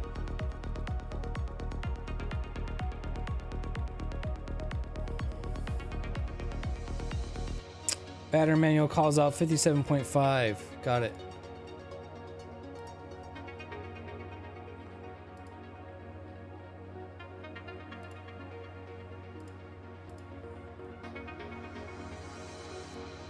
Yeah.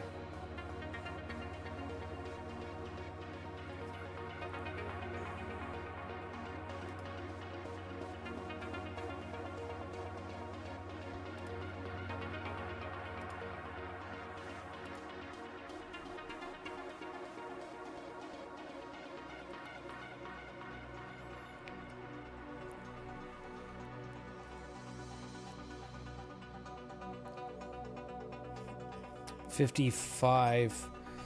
So yeah, so it's about the same.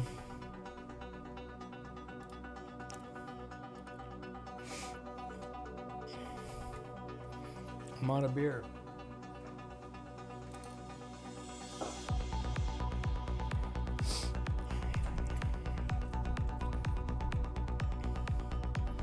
Ooh, weather. Yeah, Nina has some weather support in there.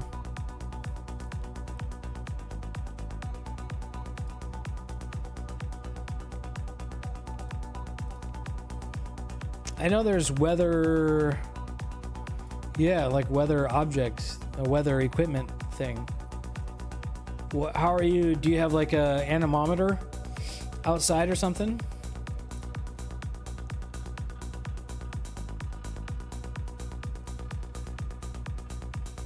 That'd be pretty cool. I mean, if you had that hooked up to your roof, you could have it automatically close the roof.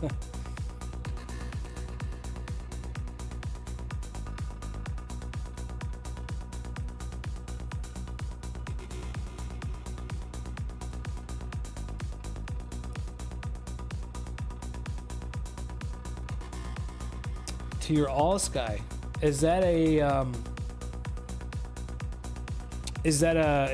all sky camera thing? Sky camera?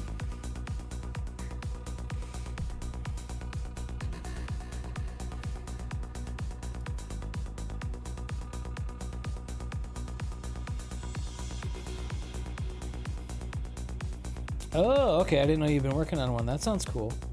Is that like a Raspberry Pi? You put like a Raspberry Pi in a box and...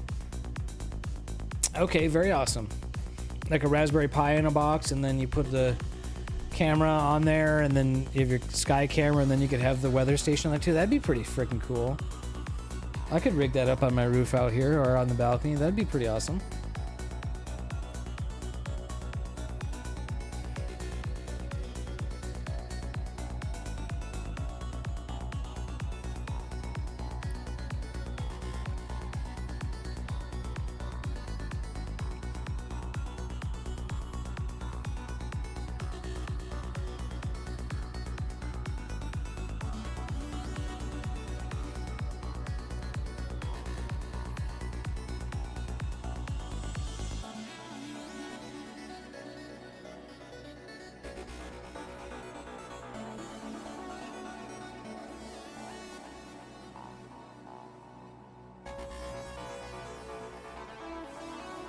Oh, okay. Hold a pie inside a large PVC. I assume you mean a PVC tube, right? Ah. Okay. That could be fun. That could be a fun project. I've got kind of a home lab.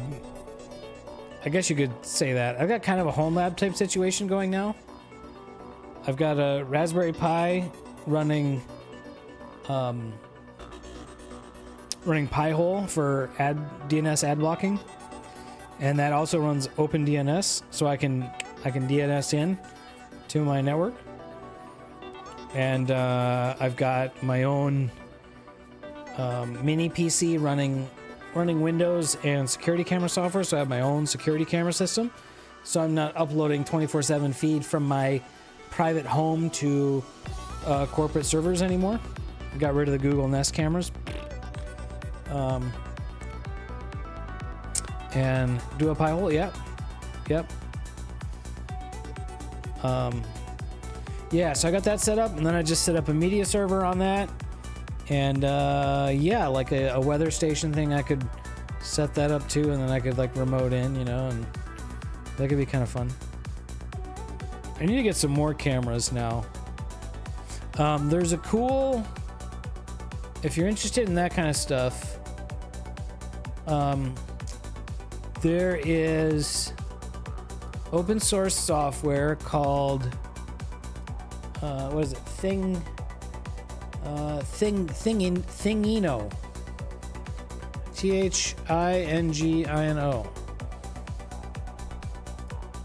Yeah, Thingino, open source firmware for cameras, for security cameras.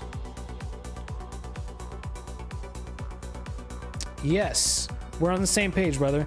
Down with enshittified services, cloud services, monthly subscription fee bullshit. Pay $100 for a security camera, and it's fucking shit unless then you also pay for a service. So if you have to have a service to use a thing, do you really own it? You get it. Check out Thingino. I'll post that in the chat. So this is third-party open source firmware for IP cameras. So something like the really popular, I have two Wyze cameras right now. So the Wyze cameras are really popular, right? But you know, you have to use their services, and that's really lame. And they had like a beta firmware that would enable an RTSP, I think it is, protocol feed, so you could actually just view the feed. And I don't know, they took the firmware away and then they brought it back. I don't know, it's a whole thing.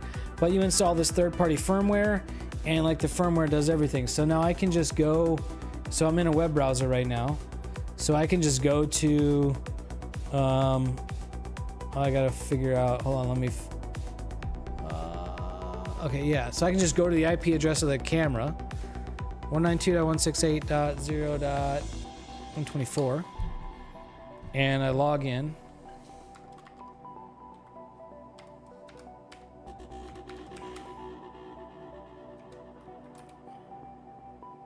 Yep, that's the password.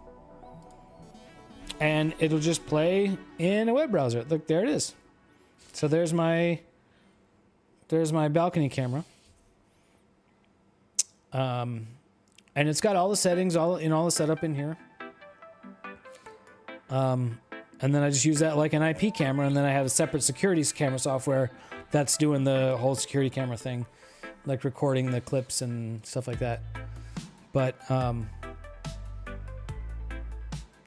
Thingino. Yeah, I bought two of these Wyze cams on Facebook Marketplace from a guy for like $20 or something like that. And damn, people can be really fucking stupid with stuff like that too.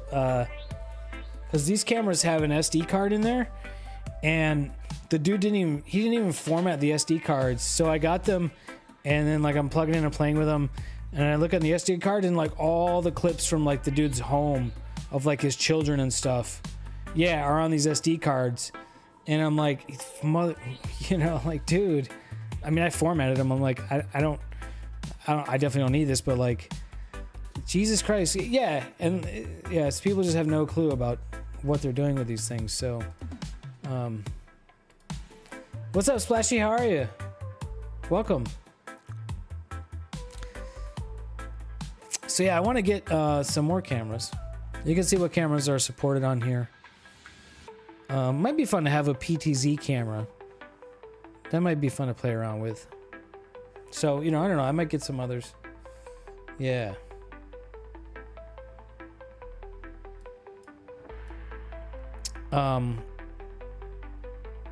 Yeah, so this is a cool project. So I might get some more cameras.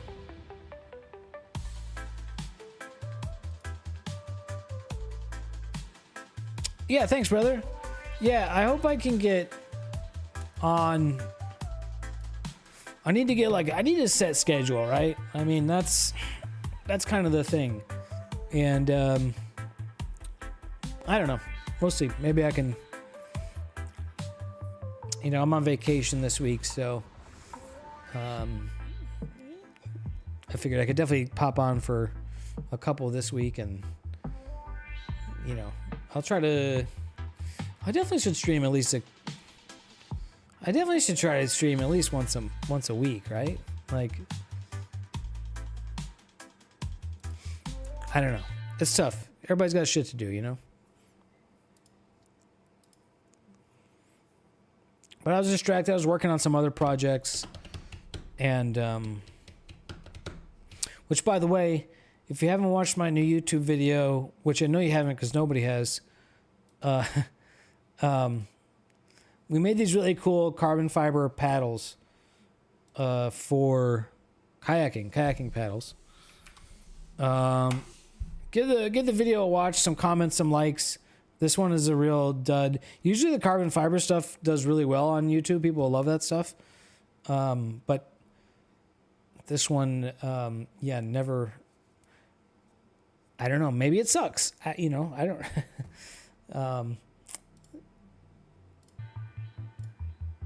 But I thought it was kind of cool, and the process was neat, and maybe we'll make some new telescope parts with similar techniques. How's your guide graph? Guiding right now, I'm at 0.46 arc seconds right now, Splashy, so very good. That's very good. But I've been getting some intermittent ugliness spikes, typical here for early on in the evening. And then tends to smooth out around this time. So, you know, going pretty good.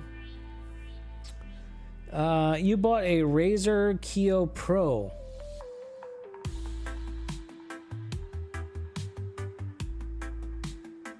What's a Razer Kio Pro? Is that like... Oh, webcam. Okay. Got it. Yeah. Except their software for Mac doesn't work with any of their webcams. Third-party app or get some...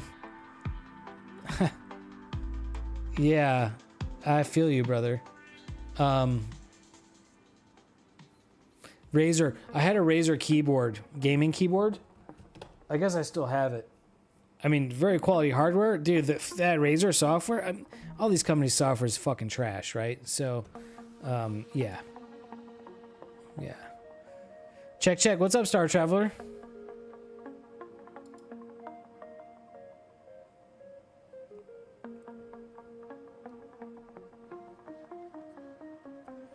Did you know you can get 0.4 arc seconds by tuning an HEQ5 Pro mount? I think those are pretty solid mounts. Yeah, I would expect.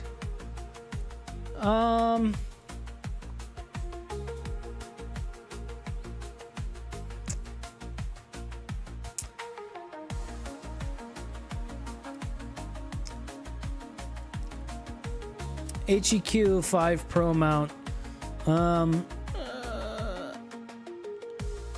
I mean, it's not a super, you know, can you get 0.4 arc seconds? I mean, the thing is, like, a lot of people, it's like this, it's way more nuanced than that. You can't just say like, oh, this mount does 0.4 arc seconds. For how long? And on what night? And with what gear? There's like so many variables at play. So, I mean, you know, to say you can get 0.4 arc seconds by tuning in HEQ 5, like, well, I mean, like, under ideal conditions, with what payload, with what guide camera, with an off-axis guider, or with a guide scope, like, right? Like, you can't just say, oh, you can't think about it that simply. It's like, oh, 0.4. So, like, my mount, I mean, with my new off-axis guider, I think the lowest number I saw was 0.36 arc seconds. But should I go around and say, like, oh, my mount does 0.36 arc seconds? Like, well, no, that was like a perfect night and perfect conditions. Right now it says 0.63, but it doesn't matter what the number, it's like what the average is over a session or over an exposure, really, right? So I'm doing 5-minute exposures. What's the average over 5 minutes? So that's yeah, it's more nuanced than that. Having said that, yeah, I'm sure you can get that mount to guide pretty nicely. You can't get it to work well in low light without their software. Yeah, that sounds like a piece of shit hardware then. If you need their shit software that doesn't work, then yeah. Oh, well, I'm sorry if I didn't see your message, Star Traveler. I'm sure it was super insightful and awesome.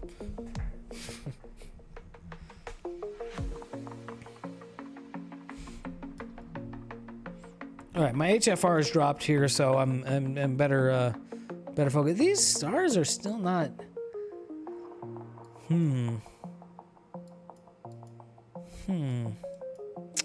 I wonder if I feel like I've got.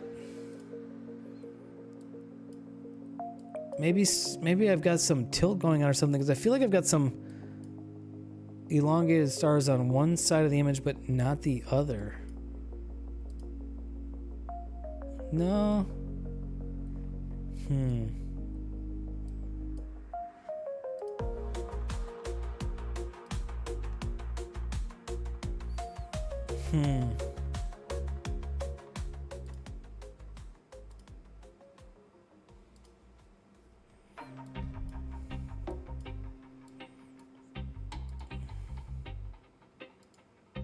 Nah, maybe just the guiding's not been that great. I don't know.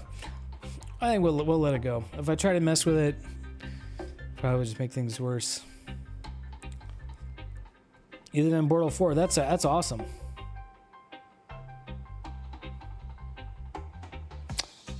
I think I can see the Cygnus constellation in SoCal.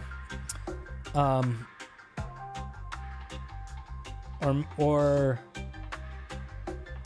yeah, I think I can see Cygnus here on a clear night. The brightest stars, but maybe not quite. Yeah, I could definitely see the brighter ones, like Denab.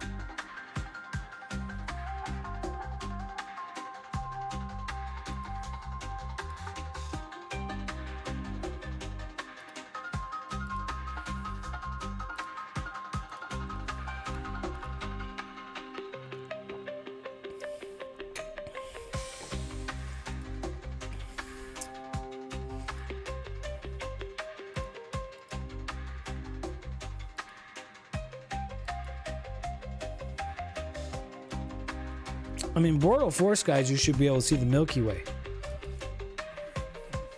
Not super bright, but you should be able to see it.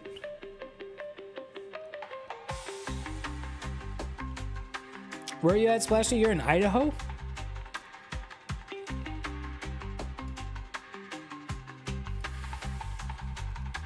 I mean, you don't have to dox yourself.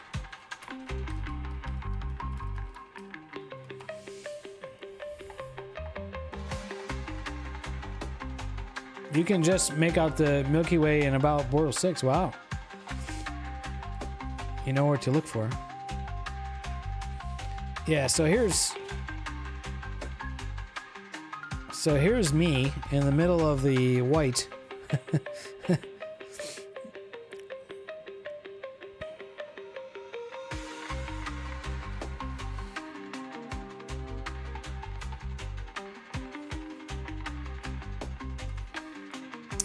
But oh, Montana. Yeah, I mean, kind of just zoom out and like look at the whole western United States, you know, and then like, yeah, Montana, like, unless you're in like the middle of the biggest cities, Helena, yeah, get a little bit outside of town there, and then you're,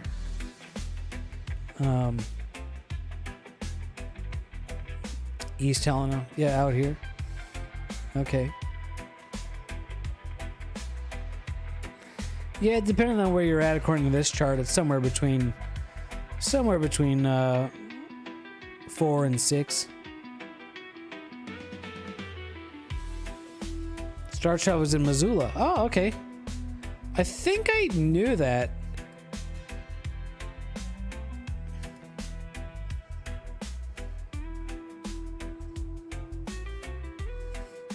Missoula's like kind of legendary for the outdoor sports activities stuff around there. So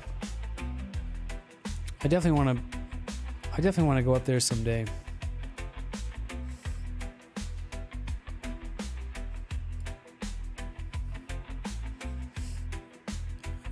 Cool, man. Yeah, that's pretty dark, dude. That's good. Oh, wow. Well, I mean, here's me down here. But like, look at what you can do in the, you know, even in the worst light pollution possible, you can still make some really terrific images, you know, so.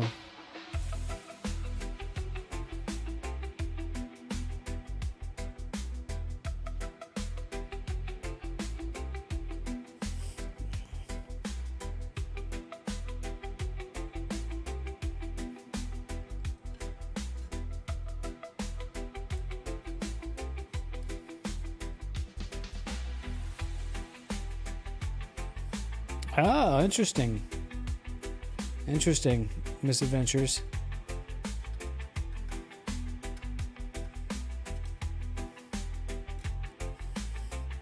I do believe that means he also lives in Montana, yes. Because Missoula would also be, I mean, like, you're kind of neighbors by Montana standards, right?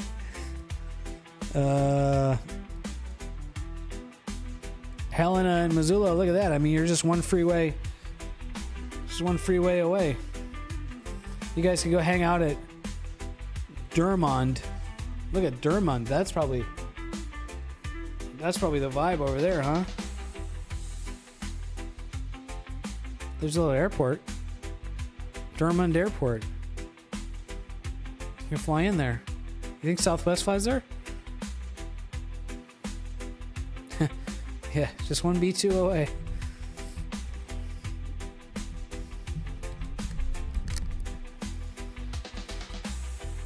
Well, a little bit jealous of your guys' skies, but not jealous of your guys' weather.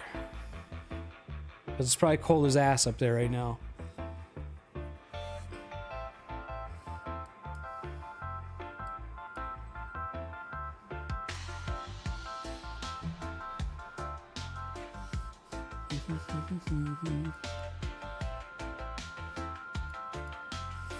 Well, I hope I can get out to some dark skies in January, because did not get out this month, did not get out last month. I bought a whole freaking new battery too. I got a whole new battery for powering my rig out in the wilderness. I haven't got to use it. Actually, I did use it. I powered my rig with it one night here just to make sure everything would go smoothly. It did. It was fine. It was great. 22.5 degrees Fahrenheit. Yeah, that's cold, man.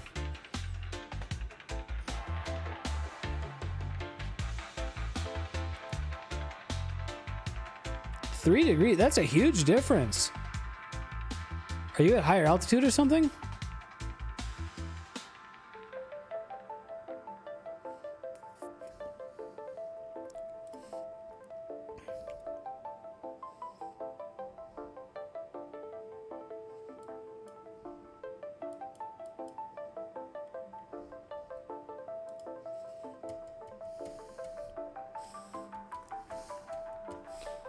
Boom, boom.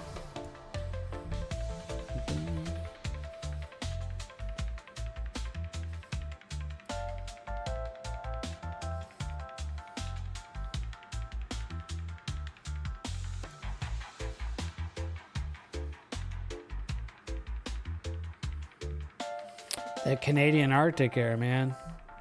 Yeah, geez.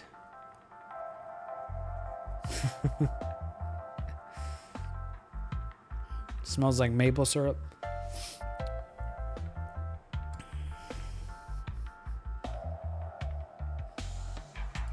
Yeah, I don't much care for the cold.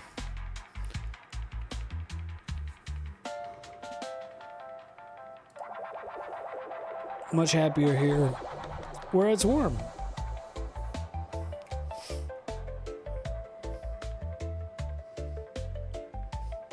Yeah, I think this is going to be a pretty unique image. I'm looking forward to this one. Should we have some showing some image show and tell?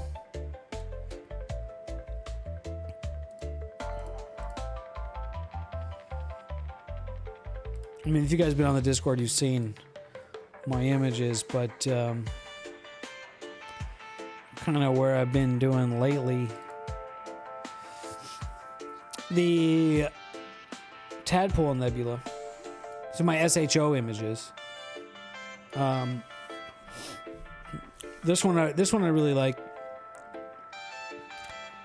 13 hours on this, and this one's with the new 3 nanometer filters. So I think the blue, the oxygen really kind of stands out in here because of that. Yeah. Yes. Thank you, Star Traveler. Yeah. Yeah. I mean, it's something that I've always really, known. Yes, HSO 3 nanometers. I mean, I've always known. I've seen people doing, this kind of stuff from light pollution, and I'm like, wow. And you had so much free time. Well, I mean, I work full time, so. The telescope's running all night, and I sleep mostly while it's running, right? So,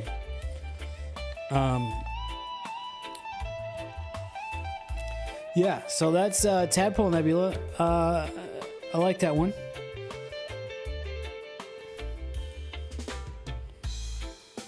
I think my best one still is the Elephant Trunk. And I actually went back and reprocessed this one because I keep kind of refining my processing techniques on these narrowband images. The processing is getting the colors. The colors is really tricky. That's always color balancing kind of things. I've always struggled with that, whether it was doing video color grading for video work or Photoshop or things or so whatever. I mean, I sort of get it, how to adjust the sliders and the curves and stuff, but when you're trying to get a certain look, that's hard. That takes a lot of knowledge, a lot of skill, a lot of experience, and yeah. So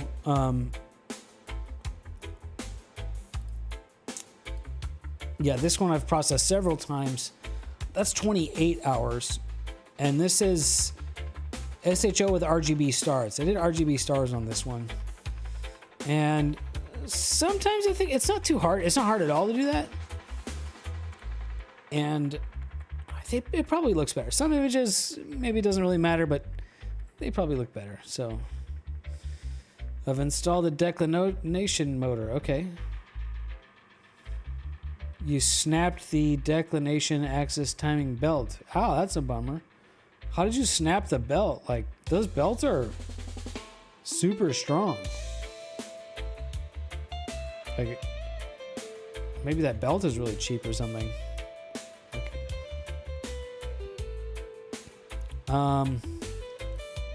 Pac-Man Nebula. This one's pretty good. I think this, it probably would be better with the 3 nanometer filters. And I actually thought about, like, because I could have shot that one tonight. And it might be interesting to compare. But I don't know, I got 29 hours on this, so I'd have to do another 29 hours. Yeah, I guess so, dude. The Heart of the Heart Nebula. There's a catalog for this star cluster. Can't remember what that. Never can remember which one that is. Mignonette 13 or something like that. I don't know. Good colors here. I love the blue. Trying to get the blue. That's the. You know, get the blue. These sort of aqua blue, green, and deep blues. That can be tricky. But it really came out in this one nicely. So I like that one.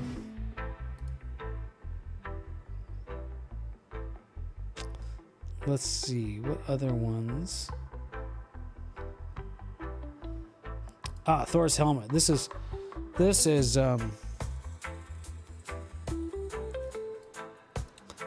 18 hours HOO color palette. How do you pronounce that? Is it Melot? Or is the L's like a R, like in Spanish? Is it Marot? I don't know. Probably Melot. Melot. So Thor's helmet. This one was with 3 nanometer filters. The oxygen signal is so strong in here. You just get this really cool aqua blue, and there's just so much HA around here. This one looks really cool. I'm really happy with this one too. That's because it is Thor's helmet. Splashy.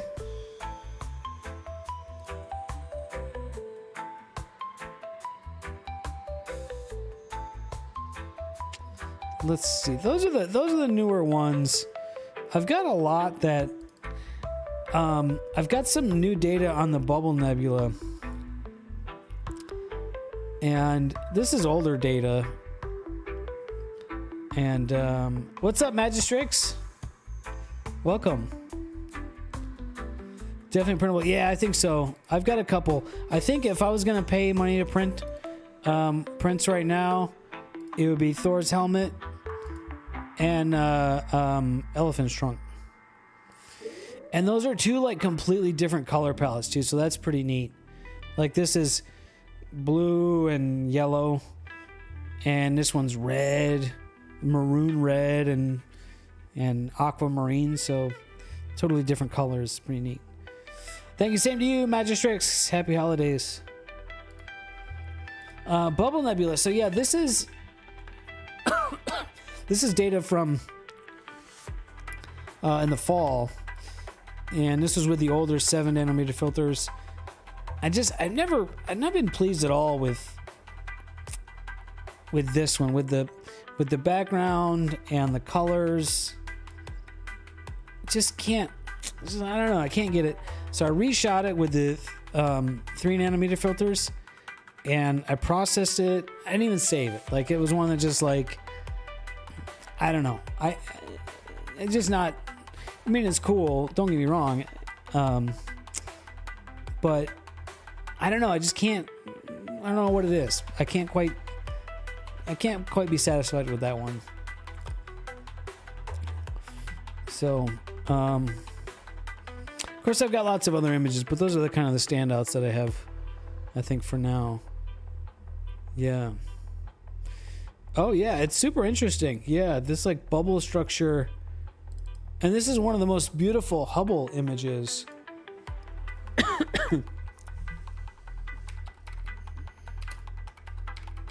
The Hubble bubble. Yeah, this Hubble image is just spectacular. So much crazy detail in here, and these very cool colors with the blue and the greenish aquamarine and the yellow. But I don't know. I just can't. I don't. I mean, of course, it's not gonna be nearly as sharp, but yeah, I don't know. I can't quite get. And there's a lot of cool, interesting area around it. So water field here is cool. But yeah, I don't know. Maybe I'll just have another go at processing the data tomorrow. Yeah. Yin and Yang, yeah, cool. Maybe I need to try different palettes, Star Traveler. There's been a few targets where Wizard Nebula is one of them. This one's pretty good. There's been a few targets where, you know, I'll process the data like every night, like every time I get it. Even though I know I'm going to do multiple nights, but because you want to play with it, it's fun to do. And there's been a few where, you know, after a couple of nights, it's just not looking good, doesn't look good at all, but then I'll just like put way more time into, especially the O3 and the S2 signal, the sulfur and the oxygen, because those are fainter signals. I go to like 2-to-1 ratio on the oxygen to the hydrogen, and then I start to get something that I'm happy with. So, you know, it's really cool to be able to do that, to be able to play with different color channels and stuff, and it's very cool. Magistrix just finished packing your light kit. Mostly DSLR stuff. Okay. Oh, okay. That sounds interesting. I'd love to check that out.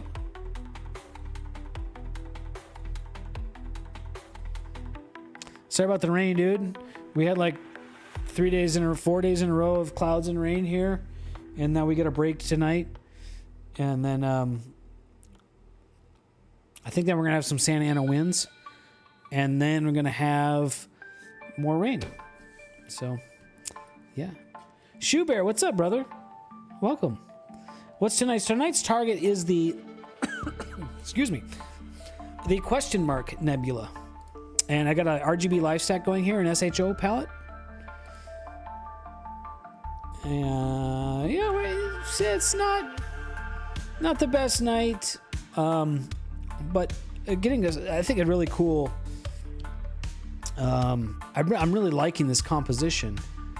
This is like the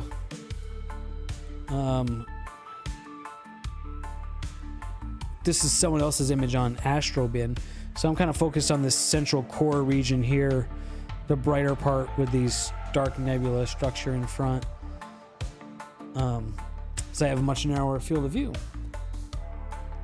But I think it's gonna be a pretty neat image. So I'm liking the composition.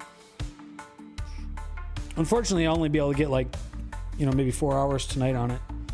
Yeah. Yeah, so that's why one of the things I really love about is super narrow field of view that I have. You know, it's great for small planetary nebula and stuff like that. But for these large area emission nebula, I really like how you can kind of play with these objects and, you know, crop in, and you sort of get these sort of obscure-ish kind of views on them. And you might look at this and just have no idea what, like, I've never seen that nebula before. Where is that? And then you realize, oh, it's a crop. It's a part of, you know, a bigger area. So of course you could do mosaics and stuff too. And mosaics are really a pain in the buttocks. So, yeah, look at this. This is cool.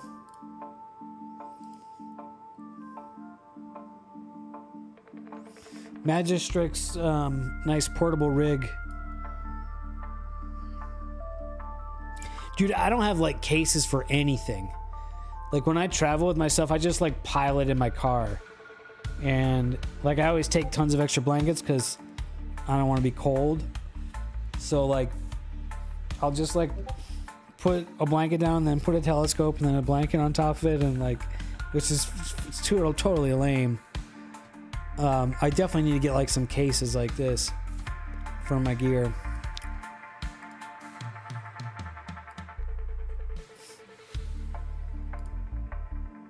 Oh, he's rocking the Uranus C Pro.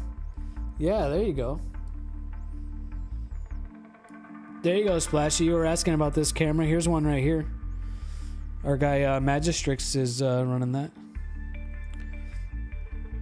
I actually have 2 like airline overhead luggage size Pelican cases, and I have like another case, and they're just like storing camera gear in them that I don't even really use anymore. I don't know, and I'm not. I should totally just dump that stuff out in a box and use those to transport my Asstro gear. Yeah, so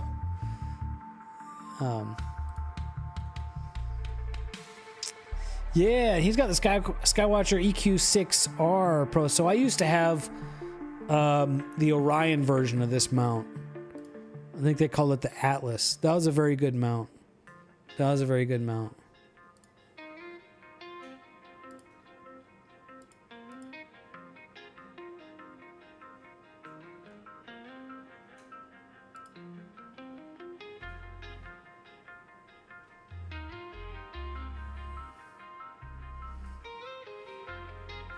Cool, Splashy. Yeah, feel free to share. Yeah, we love to see test images.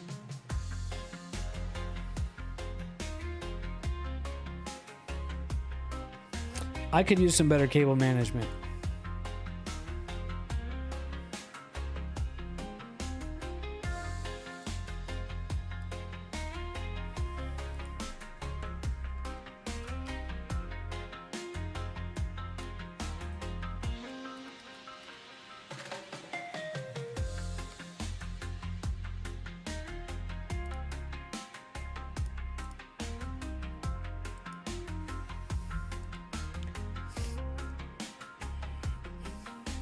You have data you need to process. I have no patience, so I process it like immediately. I'm like, I get up in the morning, I'm like drinking coffee. I'm like, stack, must process. And I usually rush through the first time, then I have to go back and redo it.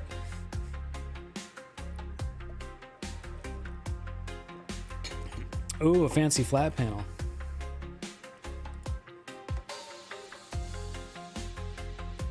What's up, cat? Come here. Come here, cat. We're just chilling. Come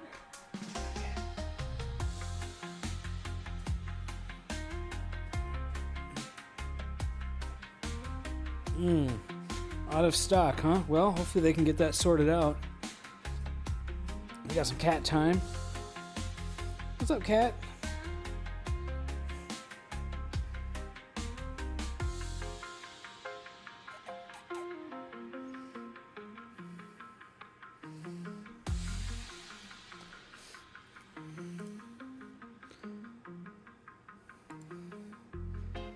How we doing here? How we looking? Oh, woof!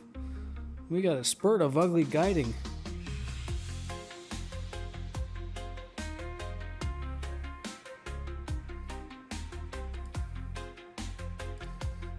Oh, that was the shot you sent me earlier, Splashy.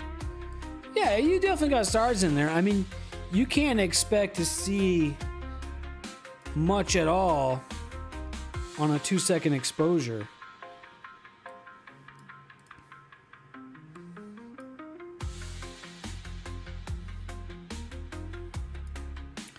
And except for like really bright nebula like the Orion Nebula, some of the core of the Orion Nebula would probably show up.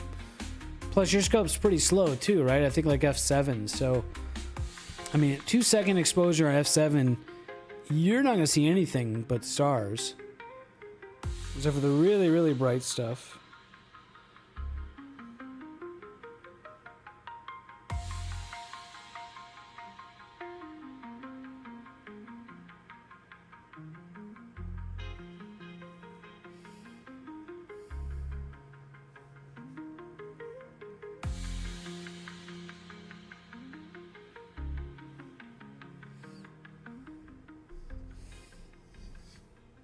But you got stars in there, and it looks like it's in focus too. From what we can tell by just looking at that, so.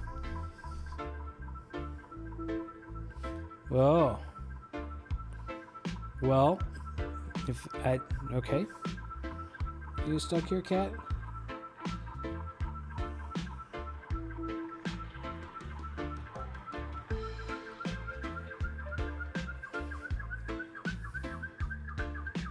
But it's definitely a good start, right? I mean, if you can see stars, you're doing something right. You're on the right track.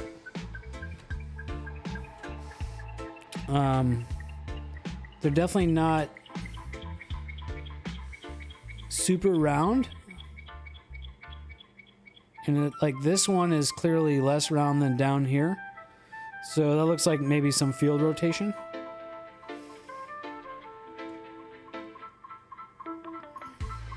But yeah, keep at it. Yes, that's Mr. Cat. What's up, cat?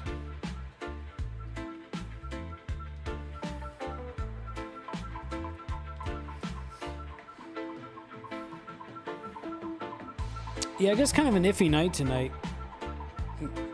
Yeah, kind of so-so seeing, and supposed to have some clouds coming in for like an hour and a half, maybe 2 hours. But hopefully those don't derail me too much here.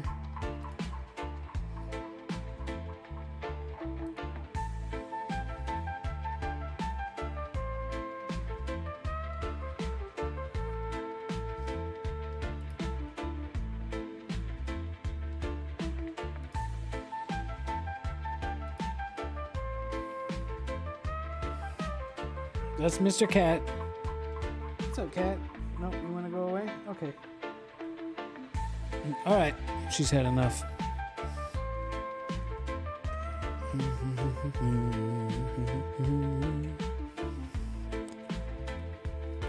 Yeah, I'm pretty excited about this one. This is this is not one that I've seen very often and not one I've imaged before, and this is a really kind of neat crop of the whole object, so I'm excited.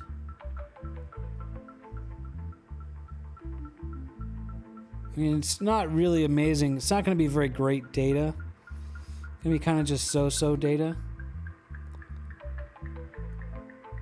Not getting very sharp stuff here. But, you know, there'll be other nights. Not, I think for me, not for a while. Tomorrow night looks maybe decent, but I won't be here. Monday maybe it'll work. Tuesday looks like the rain's coming in again. So, yeah, maybe next weekend.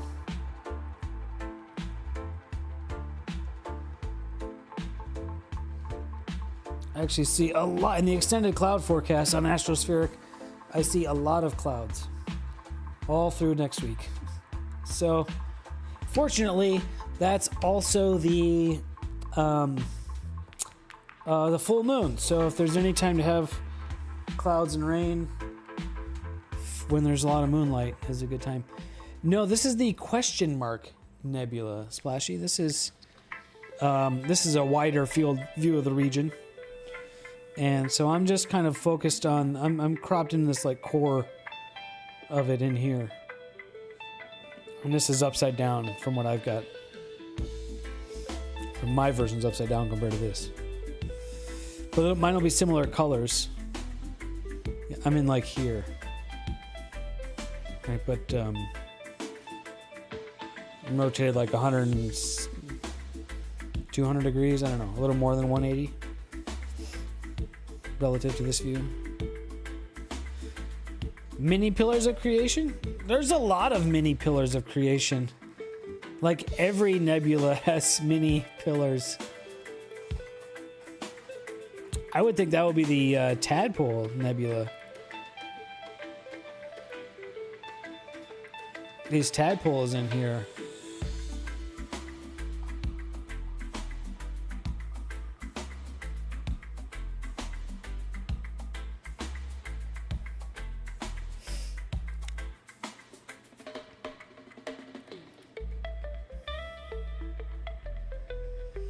Oh, another one you guys may have not seen. The Procreation Nebula. This one, my Andromeda shot didn't quite do it for me what I was looking for. But I mean, it's still pretty cool. So this is a 2-panel mosaic. This was like the first time I really, well, this is my first try at doing a mosaic with the mono camera. So, and it's HA-RGB. So I shot HA from home and RGB from a dark site. So it's this super long, sort of cinematic aspect ratio, right? The 21:9 kind of thing. And it's pretty cool, but when you zoom in, it wasn't very sharp, and there's kind of some weird artifacts from Blur Exterminator in here. Kind of some weird artifacting going on. So I've processed this a couple times. Really, really tedious to process. Kind of the idea with this was to shoot similar to that Hubble Andromeda picture.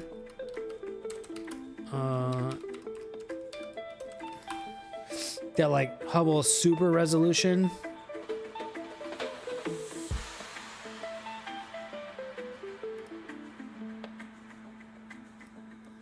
I don't know if you, I'm sure you guys have seen this, but this Hubble shot,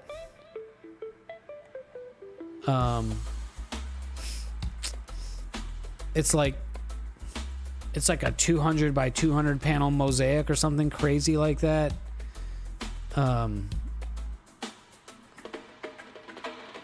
And you can like zoom in and see like all these individual stars. It's incredible. I don't know if you guys have seen that. Let me, if I can find, yeah, zoom tool. Yeah, here. So, have you guys seen this? Like, this is insane, right? So it looks like just kind of a crop of it, but like, look at how far you can zoom in.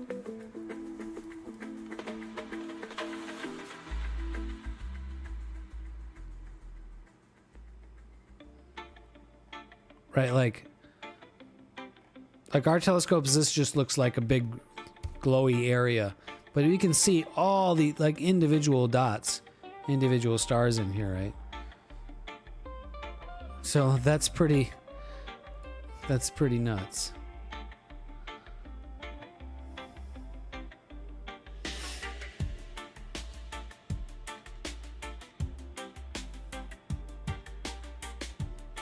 Like, look at these clusters, you know?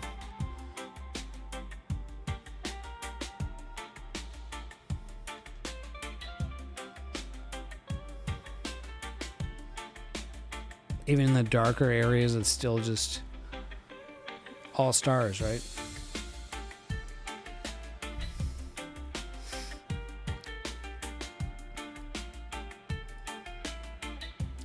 Anyways, that's super awesome. So I was kind of going for a similar kind of concept, you know, do something a little bit different with Andromeda, because like everybody's image Andromeda, not everybody, but I mean, it's a great target. It's amazing to look at, but a little bit something different. So I don't know, maybe I need to just kind of play with this processing again. I think I actually need to restack it. But this would be a fun wall art kind of thing. We were talking about images that I might want to print. And I very much did have the intention of printing this, but not quite in its current form. Like, it should be better if I was going to print it and look at it on my wall. So maybe I need to process it a few more times. But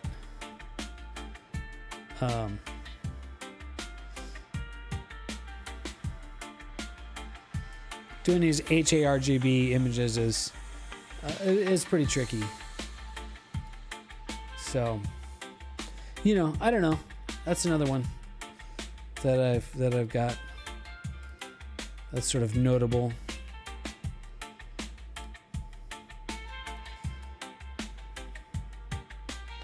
Yeah, guiding at 0.48. So it's really just kind of, must be just, you know, random bad seeing gusts or something out there tonight. But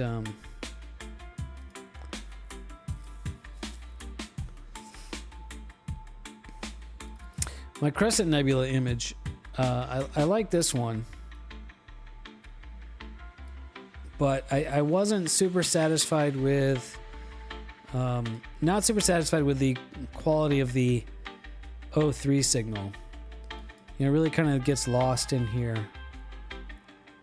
And despite spending 30 hours on this target, so this one I really wish I had the 3 nanometer filters for. So, you know, next year I'll be looking forward to doing this again. Lots of jets stirring up the sky around you. Yes. Oh man, that sucks, Shoe Bear. A lot of us having weather lately. Yep.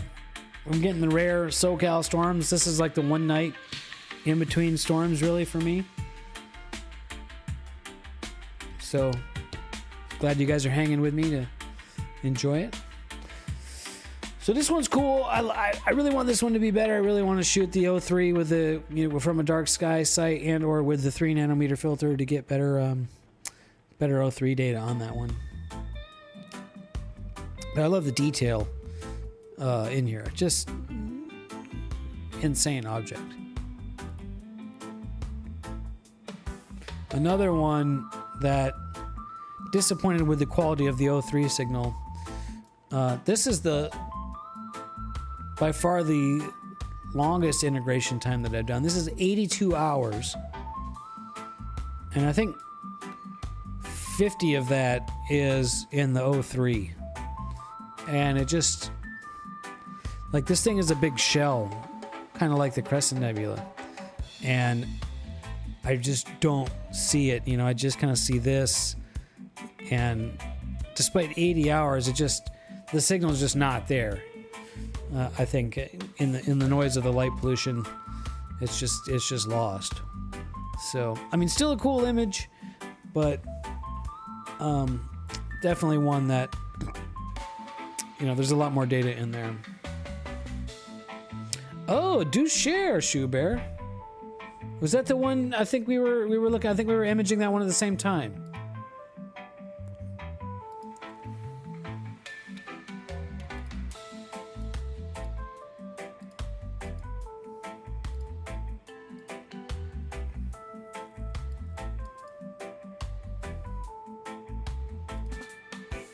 Yeah, definitely. I think you can post it in Discord. I think Discord will allow you. I think YouTube will not. I'm sorry, Twitch. I'm pretty sure you can post it in Twitch. Yeah. I think there's like settings for the chat where you can like disable that so people can yeah, like you've got so much more O3 in here that I was able to get. Yeah, I remember. Yeah, we were kind of looking at these at the same time. Yeah, so 37 hours. You were doing 5-minute exposures, so maybe that helps. What's your light pollution like? Top pick right on, dude.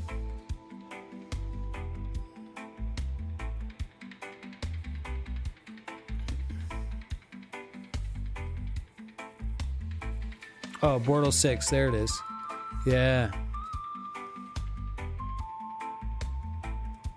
Yeah, so this O3 signal just gets lost in my... Yeah. Oh, okay. Yeah, my plan was to get up to like some dark skies to shoot the O3, but that didn't work out. So, well, that's cool, man. That gives me something to look forward to next year.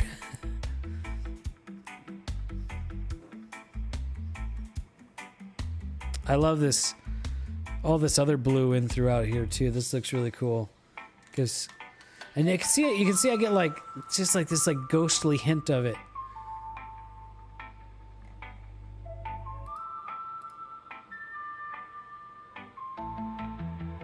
Anyway, very cool stuff. Thanks for sharing.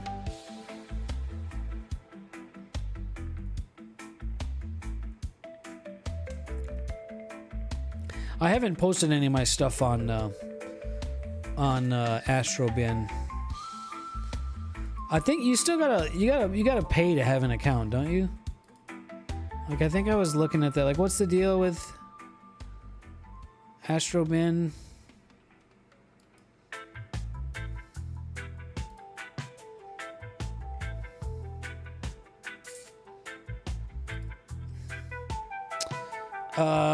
Free Asstro Bin account gives you 10 trial image uploads, 25 megabytes per image, no plate solving.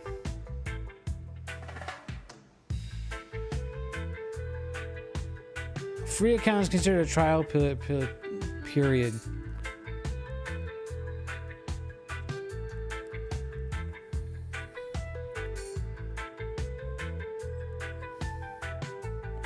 Yeah, so you basically have to pay.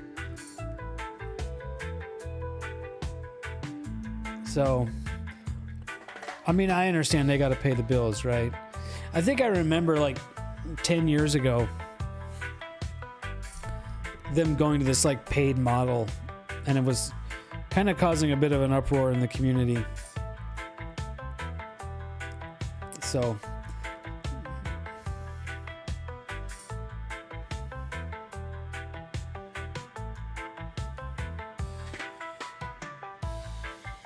yeah. I mean, it's definitely the premier place to share images, and yeah. So, yeah. Nah, you know, I don't want to pay for subscriptions to things anymore than I have to.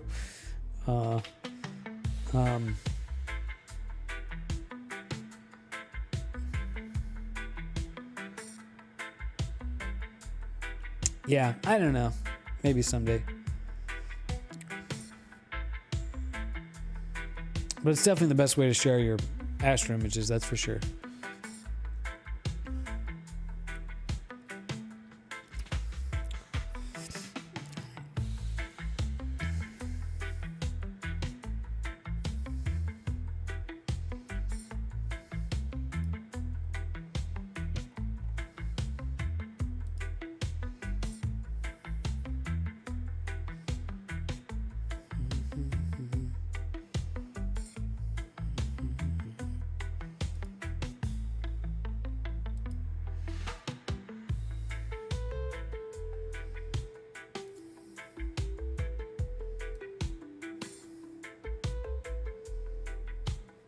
So my weather forecast,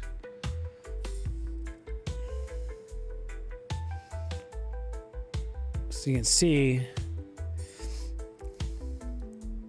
very interesting tonight. It thinks there's going to be like one cloud that shows up sometime between 10 and midnight and then leaves. So hopefully that doesn't happen.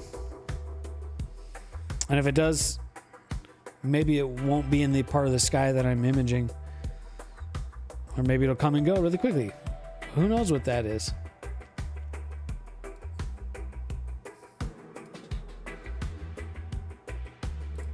I think I might need to check the Iris of an eye. There's so many objects that look like eyes out there, Star Traveler.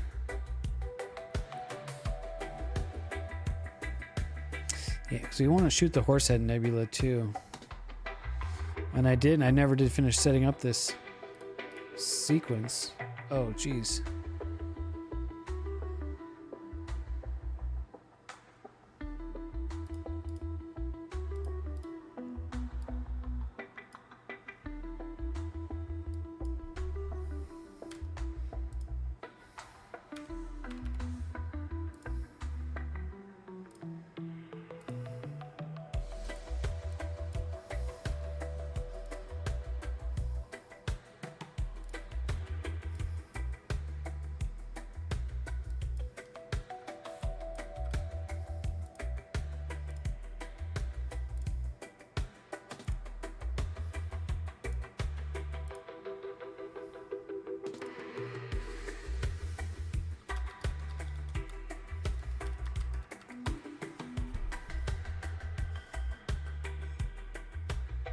Cool, right on, Splashy. Yeah, I'm sure you can replace that belt.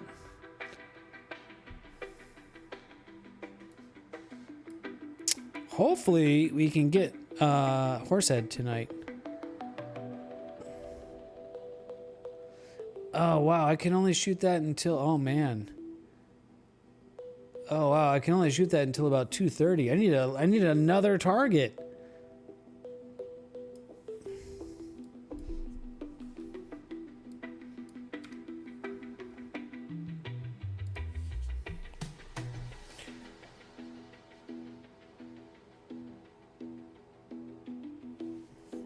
That was weird that the camera turned off. Yeah, so I can only shoot the Horsehead until 2:30. So we got to find another target.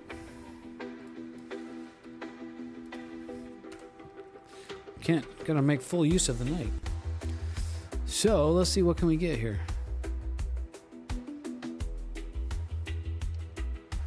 The Pinwheel Galaxy, yeah, maybe.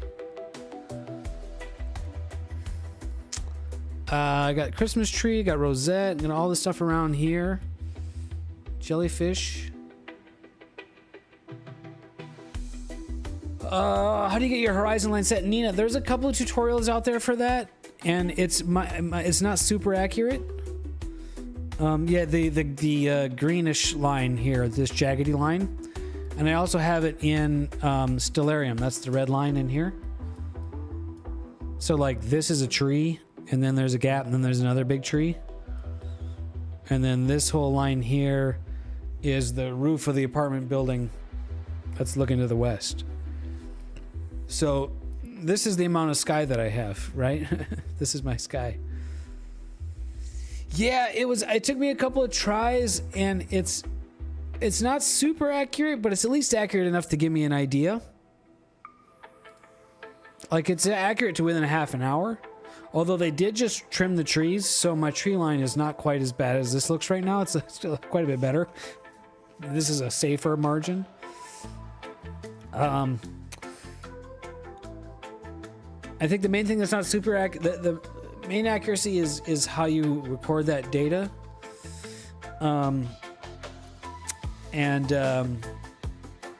What's up, Entropic Universe? Okay, Cheap Astro used a photo. Yeah, see, I tried to get photo data to import, and I couldn't get it for the Horizon in Stellarium. That's why I have no Horizon in here. Oh, you made a tutorial too? Awesome. Yeah, I'll have to check that out. I wasn't able to get it to load the image data for some reason. Yeah, I don't know why I couldn't get it to display. Stellarium can be kind of lame to get things working.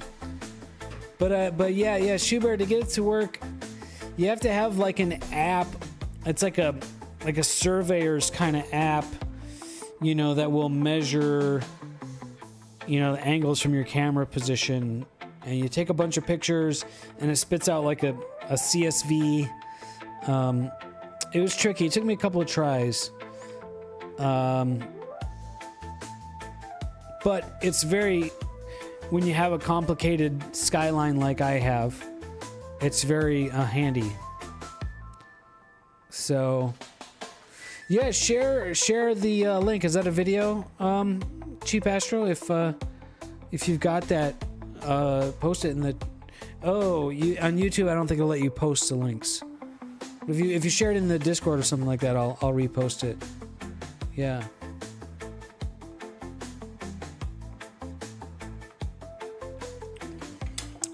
Oh, nice, Mazif.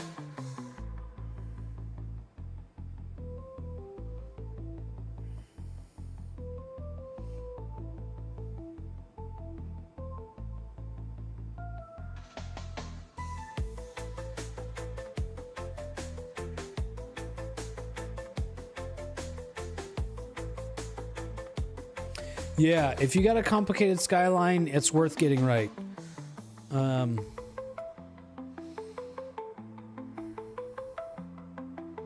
Or at least getting close. Because, yeah, look, I was able to find out, like, right now, like, oh, that's going to set behind the neighbor's house, like the building next door. at 2:30. So what are we going to shoot at 2:30? So then I come into Stellarium here, set the time to 2:30, and then find something. The Crab Nebula is up there. Oh no, that's not it.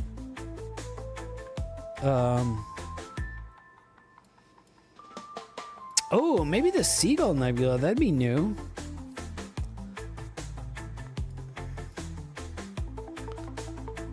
Seagull Nebula. IC 2177. Let's see what that can look like.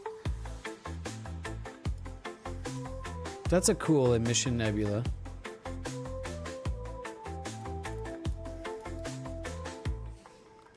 IC 2177.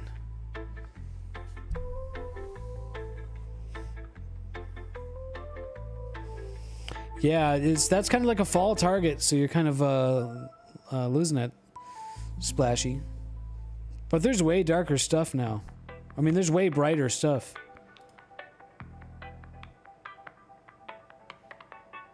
Yeah, those are probably pretty tall trees, huh? Boy, this Seagull I can only do until about 4. Well, let's take a look at what that'll look like.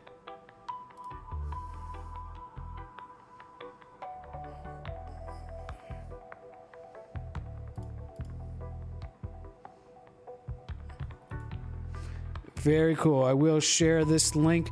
Here is Cheap Astro's tutorial on getting that your horizon set up. So check that out. Thank you for sharing.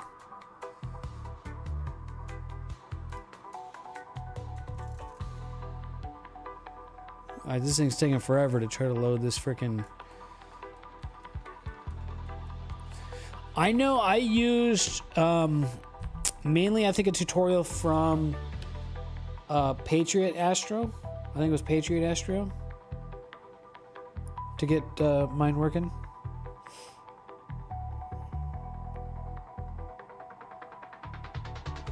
Yeah, horizon would just be, you know, like what, how, you know, how far down, or, you know, how far down the sky you can see with it before there's stuff obscuring it. You know, if you got trees and other buildings or fences or telephone poles or whatever, power lines, that would be like an artificial horizon. So Seagull Nebula.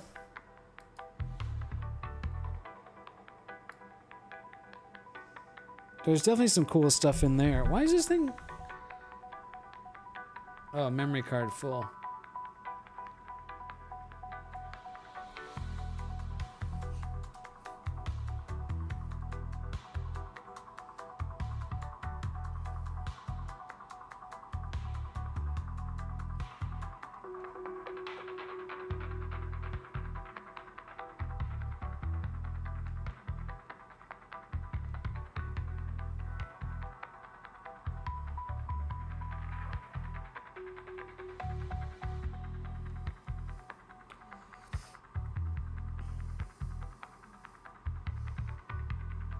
Ah, yeah. That's what I tried to do. I tried to get the image of the horizon, and I couldn't get it to load into Stellarium or display in Stellarium. Shoot. Well, that's good, but then it sets.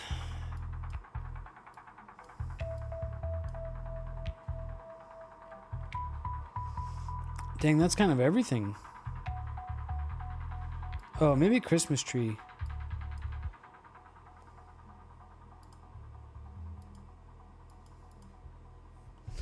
NGC 2264. We'll try that.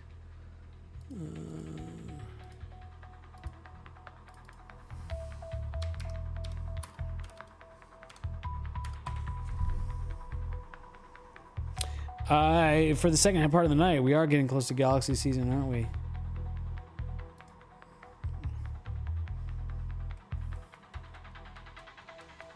And there's just not much to shoot from the light pollution. Okay, Christmas tree cluster. I don't think that's going to have a composition that I want.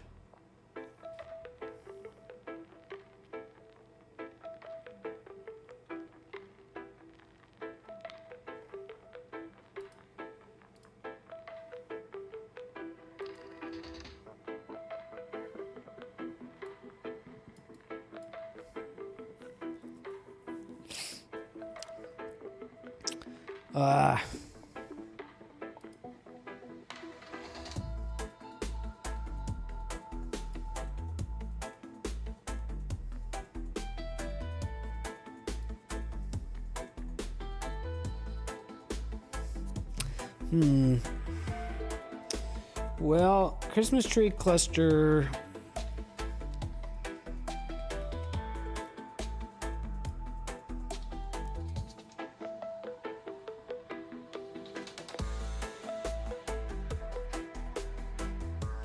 Yeah, I don't think that camera rotation works very well for that target.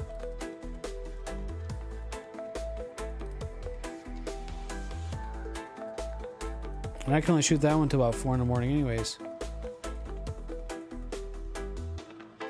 Oh, it's still in process, man. Yeah, we're still imaging. Here's the live stack. It got photobombed by some airplanes, it looks like. And some other weird artifact in the live stack. Let me see. Hold on. Go back to here.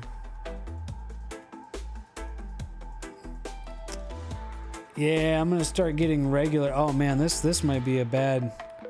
I might have to dump that sub. That's like a big frickin' airplane. Yeah, our UFO, right? Yeah, no, I've literally got like 3 airports, you know, that are to the west. So objects get to a certain part of the sky, and then it's just like nothing but airplanes here. Usually, yeah, maybe. Usually they are,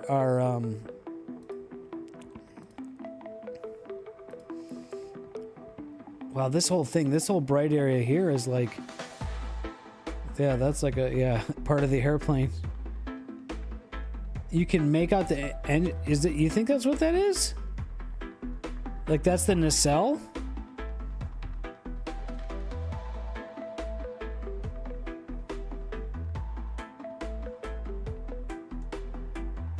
I mean, maybe.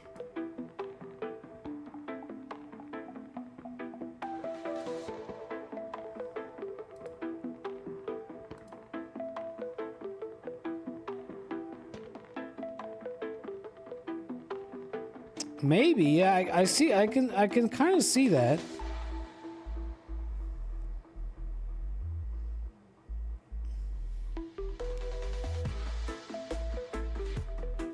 I mean, but keep in mind too that it's blurred, right? So whatever you're looking at is something skinny that was streaking through the image, right? Because it's not. This is a 5-minute exposure, so like I don't like if it was a snapshot that would look like an engine, but yeah, I think it's just some sort of other reflection.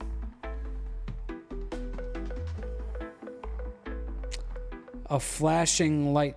Some of the lights are flashing. So okay, yeah. So it wouldn't have been if it's a strobing light, then it wouldn't be illuminating for the full time that it was passing through the frame. So yes, perhaps. Okay, so if it's like a strobe, and maybe that's what this super bright light here is, a strobe that lit up. This does look like it's illuminating that, right? So we need to find like a 737 from the bottom at night. What does that look like? Yeah. And like match that up to the other lights. You know, is this a wingtip and then a wingtip and then the tail?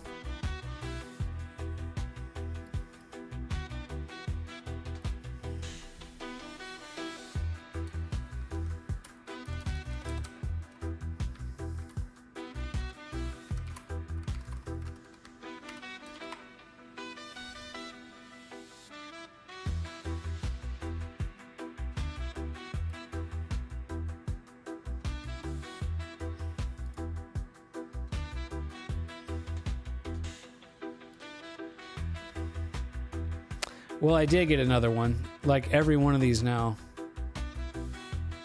but not quite as. So it's 3 images in a row with airplane streaks in there.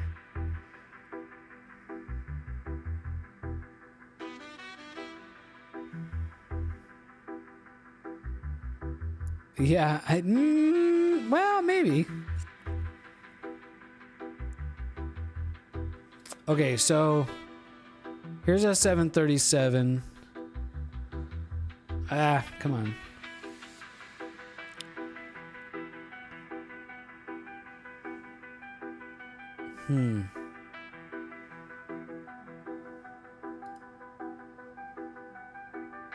Okay, so here you go. This might line up, right? So there's definitely a bright light like in between the engines. And that's kind of what we're sort of seeing in this one here, right? If that's what we're imagining.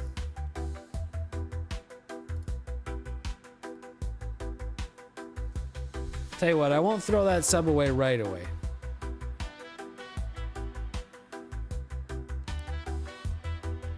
Yeah, see, like this is... That's a picture I need to see, but like at night.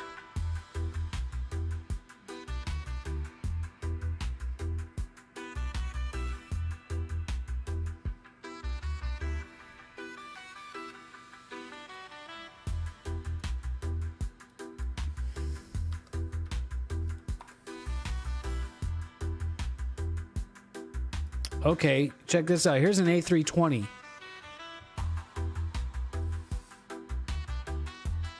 Right, big bright light here, engine nacelle. And then the wingtips, and then this centerline light. And...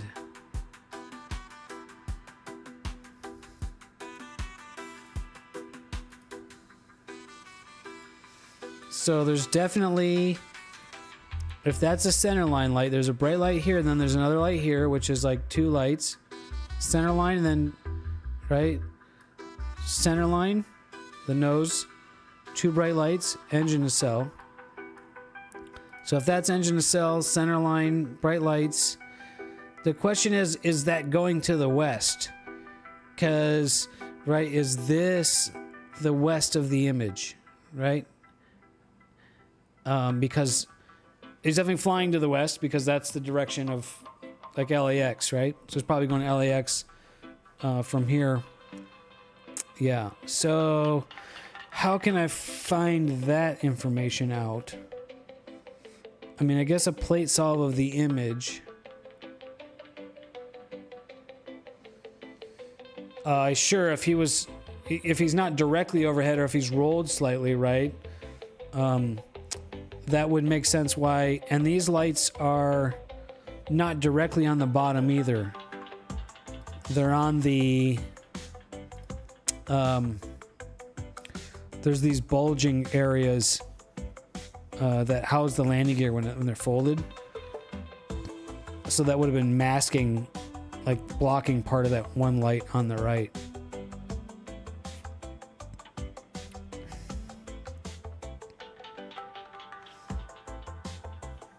Well, I think we figured it out. I think it's an A320. Oh, shit. You can also look up, like, how do you look up flight logs? Like, ForeFlight? Because you can find, like, how do you look up, like, the ADSB data or whatever? Because, yeah, how do you look that up? Because, I mean, I mean, we could totally find out exactly, you know, I mean, we could figure out exactly which way the telescope's pointing because we know what part of the night sky it was pointing at. And we know the time. So we could maybe find out exactly what airplane that was.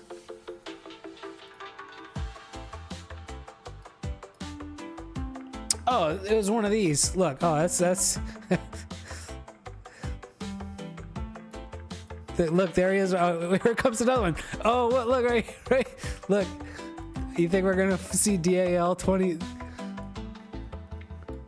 So I'm like over here, and this airplane's flying through here. So we're exposing right now.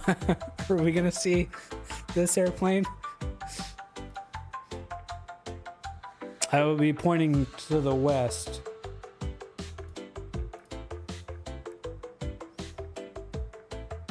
Yeah. Yeah, I'm kind of pointing at this guy.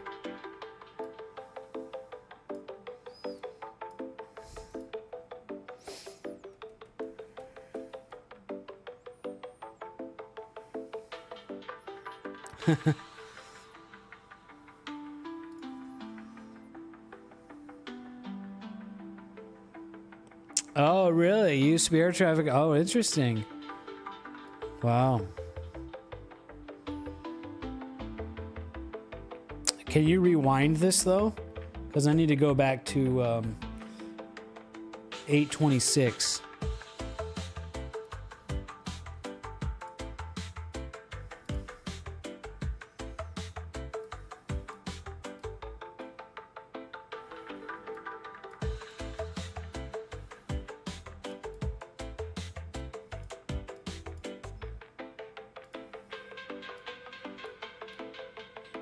Yeah, so like look at each one of these airplanes, like boom, boom, boom. They all just fly like right through. Here's another one coming.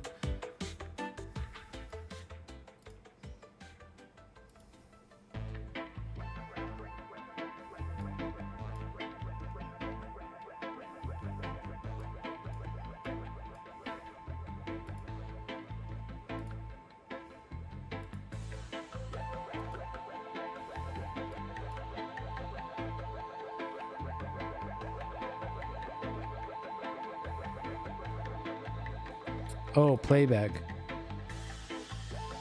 Oh, yeah, you can do, yeah, hold on. I'm waiting for this next image to come in. No, I had pizza for dinner.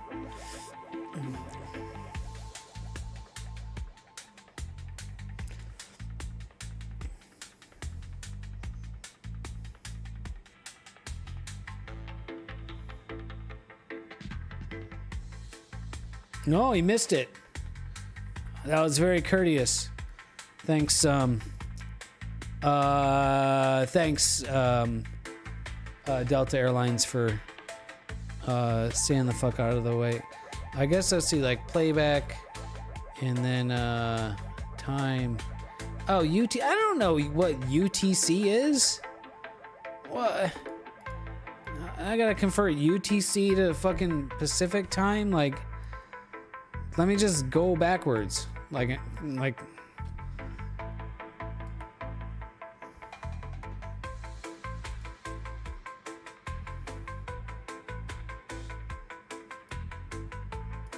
UTC is now 4:45, so I need to go back to like 4:26. 4:20.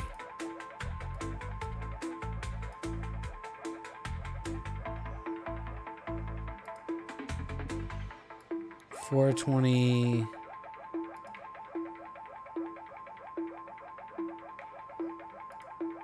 $4.26.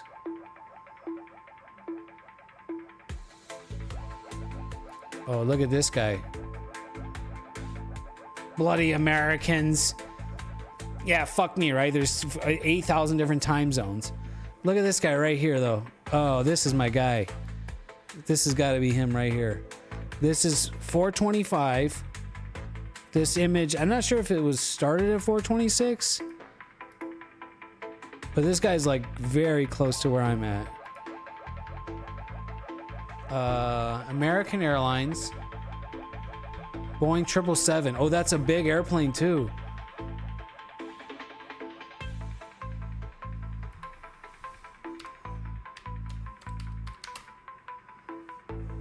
I think we found it. Oh. Look at that. Whose image is this? Fucking stupid Discord. Oh, that's cool. Okay, that's clearly... I mean, this is definitely... I mean, there's no ambiguity about that. That's Schubert's airplane photobomb.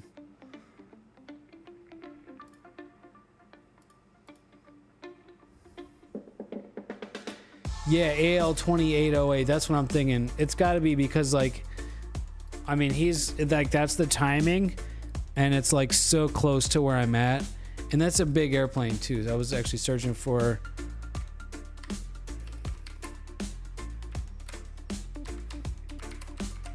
So we can find some nighttime landing images. See if the lights kind of check out.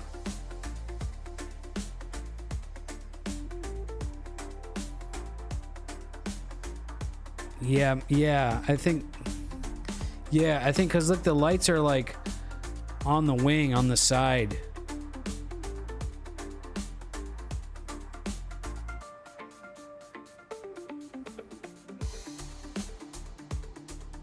Yeah. Okay, well, I think we figured it out. Very cool. I mean, you know, suck my dick for fucking up my images, but that's still a ghostly image of an engine nacelle, and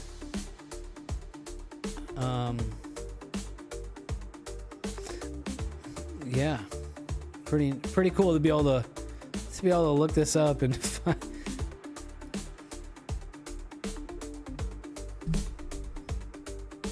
Oh, it's definitely neat. Yeah, no, it's definitely neat.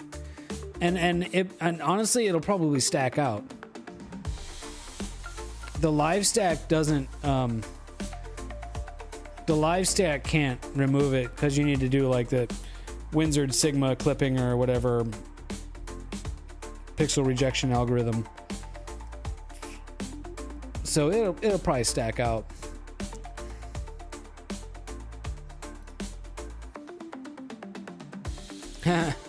Hey, dude.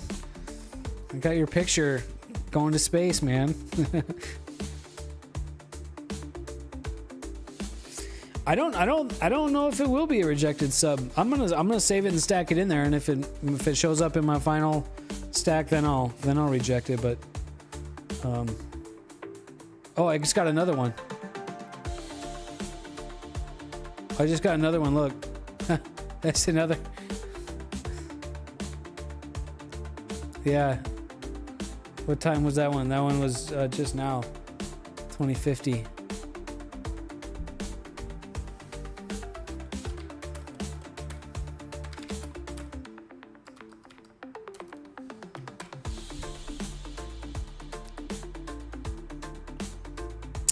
Yes, that is definitely green alien poop. The one just now, 737?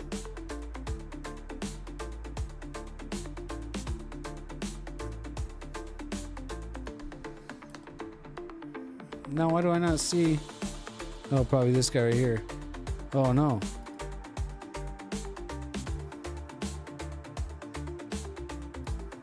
This guy.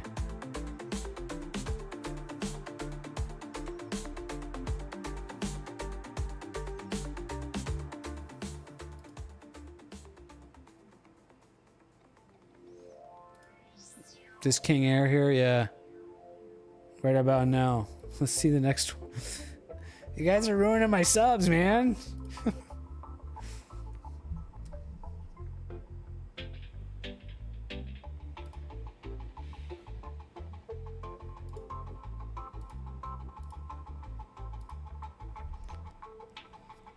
Yeah, we'll see. I'm in the middle. I've just started another exposure, so. Yeah, these like really, really bright streaks here. These I think will probably ruin the subs. This one, this light caused a diffraction spike. Look at that. That's not a star. That's a diffraction spike from a from the airplane light.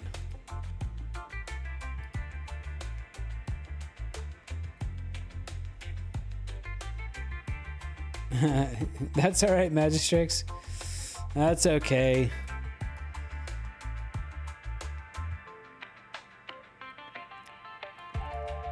Yeah.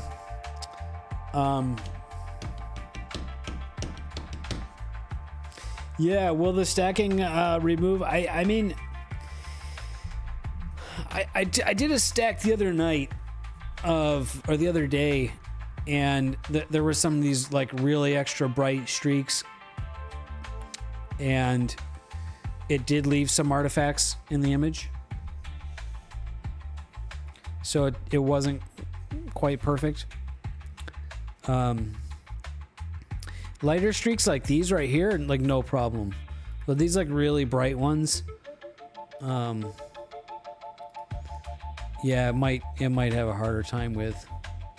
So, yeah, this might be screwing up the data here, but you know, probably only for another few minutes. As this object gets a little bit lower in the sky, then I'll be out of their field of view, right? Or they'll be out of my field of view.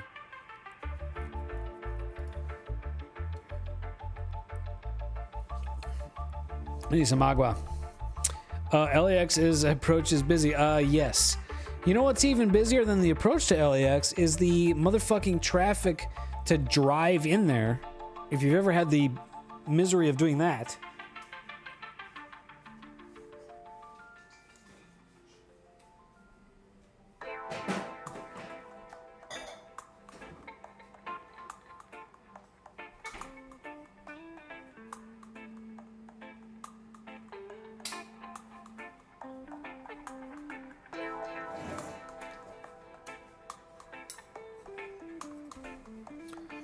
You toss him, Mazif? Yeah, I'll probably have to end up doing that. Yeah, busier than the LAX approach. The traffic to drive into LAX is just like, dude, it's so fucking nuts.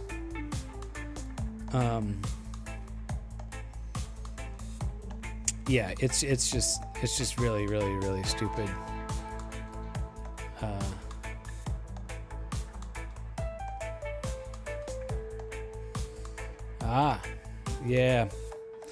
Yeah, the infrastructure for driving into here to drop off or pick people up is just like, it's just completely inadequate, dude. Like, it's so nuts. Like, yeah, like there's like one way in, and advantages of shorter subs. Yes. I mean, I could switch to like 3-minute subs now.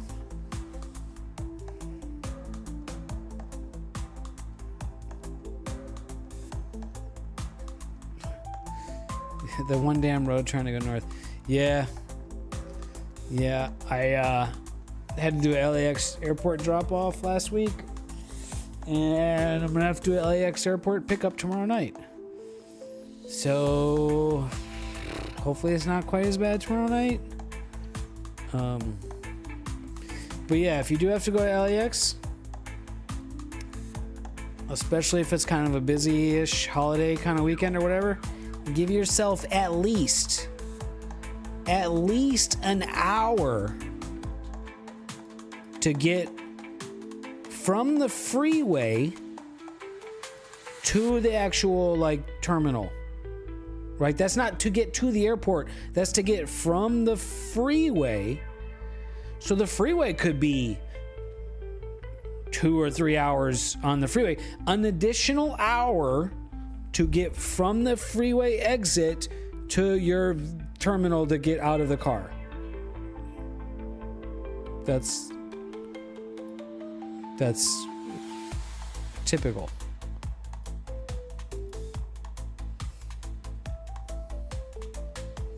I don't know what you know.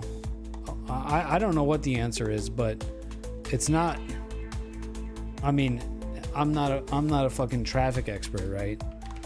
Everyone who thinks they're a traffic expert, you know, they drive in traffic 2 times and they think they're the expert. Like, motherfucker, no, you are the traffic. Yeah, look right now. Look right now. Look at this. It's 9 o'clock at night on Saturday. Look at this. Look at this is the freeway. This is the 105 freeway.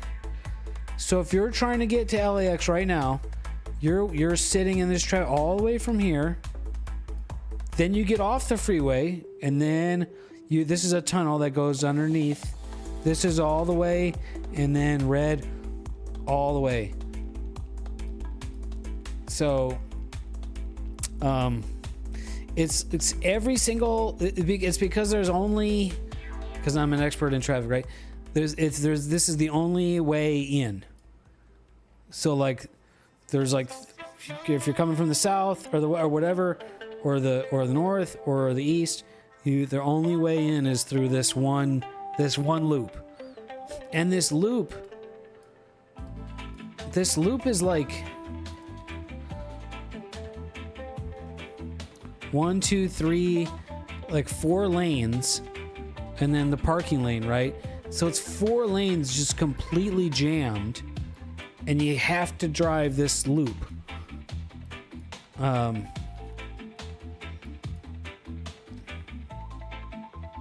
So that's what you get if you go to LAX.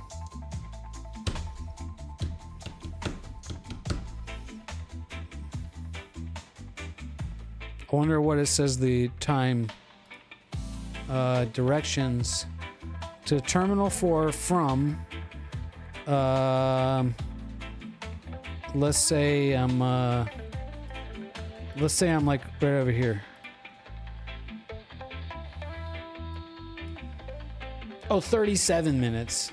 Okay, maybe not quite as bad.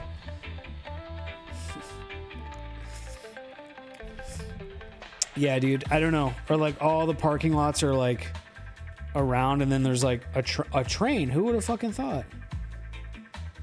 It's not that bad in GTA. Well, yeah, because you can just drive on this sidewalk. Yeah.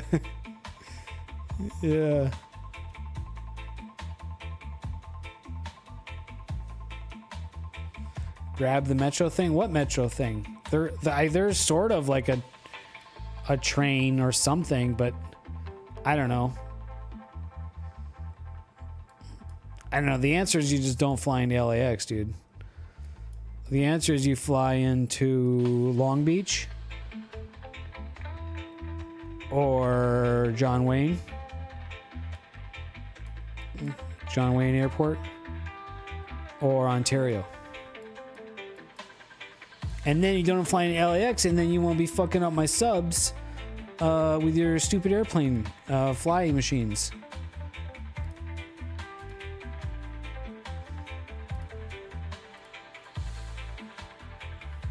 That's kind of cool, though. I mean, that's exactly the way I meant to play it. I wanted to get something more exciting for the stream, and not just, looking at the same picture over and over again. Wow, look at those colors.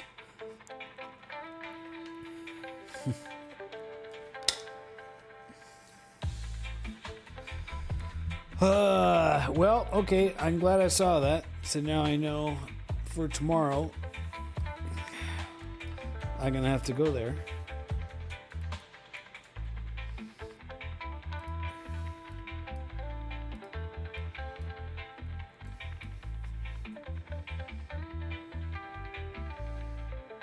I think the best way is probably just to coming through Century Boulevard here and just sit in traffic and just take it. At least you're not worrying about merge, and you're just going straight.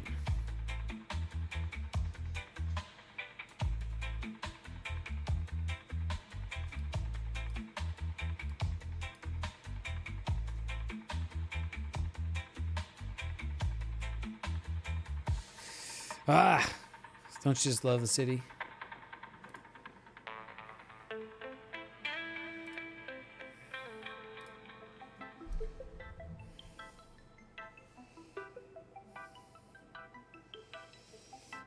SFO, yeah. I think his traffic around there is not nearly as bad. I mean, San Francisco definitely can have its share of traffic. But I think around the airport there's just not as bad, but I don't know. I've driven past there a few times. So I've never been to that airport.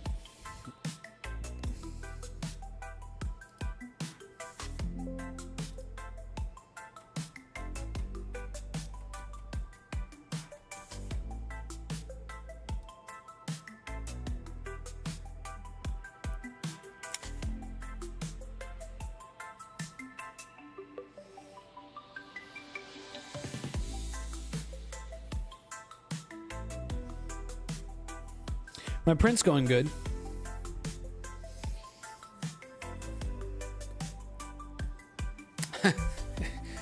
Did you take a helicopter?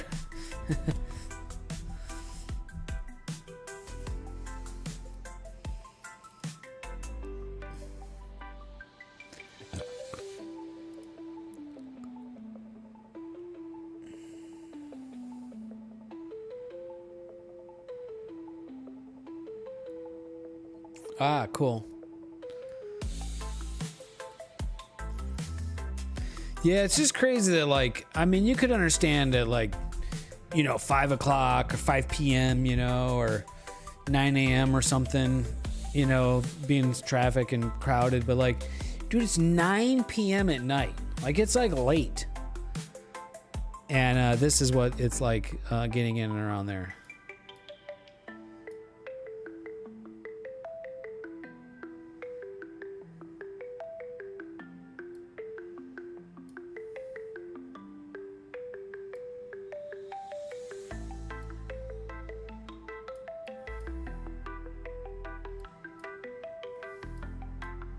Pretty crazy, this infrastructure too. Oh, that's the detail on the airplanes here when you zoom in is kind of neat.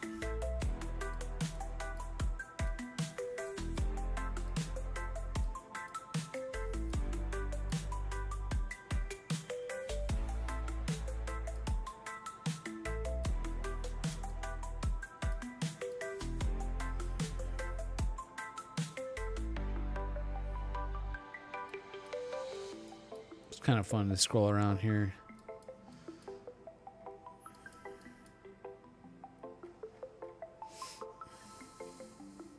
My job, I drive to go to work. I drive by Ontario Airport every day, and I drive up Haven Boulevard right here, right along the airport. And this here is the UPS like depot, and in this satellite image they've got the 747 parked over here, but they're usually parked right along the road, like one here and one here, one or two of them. So it's pretty cool to see that those two big airplanes. I like driving by and I like seeing those, you know, on my way to work. And then, you know, this road goes right underneath the final approach for these two runways. And, you know, you just like if you go there every day for long enough, you know, you're going to get like the timing perfect where you're driving up the road and then the airplane's coming right over you, you know. And I've got a couple of them to line up like that so far. It's kind of, I don't know, it's cool. It's kind of fun to see. And, you know, try not to crash because I'm distracted by watching the airplanes. Should be looking at the road, but you know.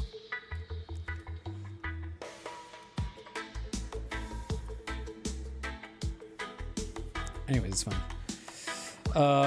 Rugby festival in Missoula coming up. Yeah.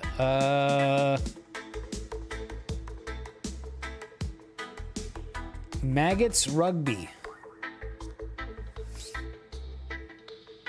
Maggot Fest.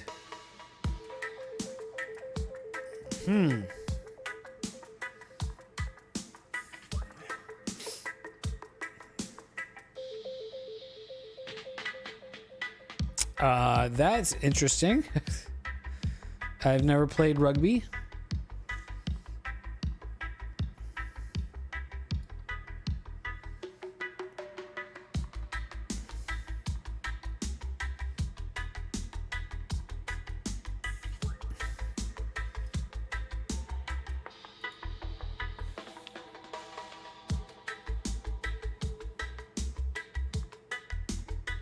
Oh, that's cool. Misadventures. Wow. Well, yeah, that could be a thing, huh? Missoula Maggots. All right. Is there a launch from Vandenberg tonight? I don't know.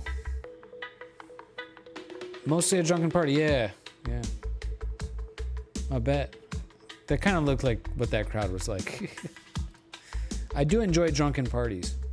Still getting airplanes.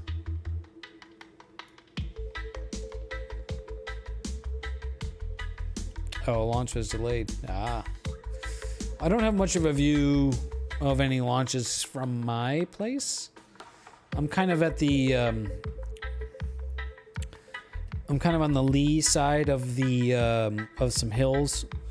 So, I mean, if I drive to the top of the hill, I have a very good view of a pretty good view at the launches, but not from where I'm at. So, no launching for me. All right, but I think I am going to wrap this up because I'm getting kind of tired, and I'm going to want to go to bed pretty soon. I think we'll just let this imaging going, and you know, I'll see what I get. Wasn't really great data tonight, anyways, because the conditions aren't great. But I'm pretty excited about what this image can look like. I'll post the I'll process whatever I can get processed, and I'll post it in the Discord tomorrow. And I'll just have this to look forward to next time I get a string of good conditions. Yeah, the wings. Yeah, well, I'll do something with that. Yeah, I'll do something with that. It's cool.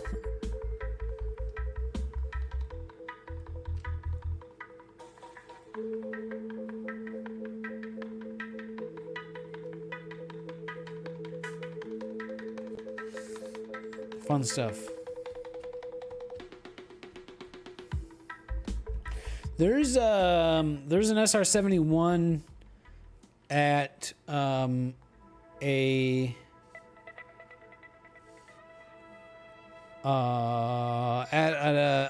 air museum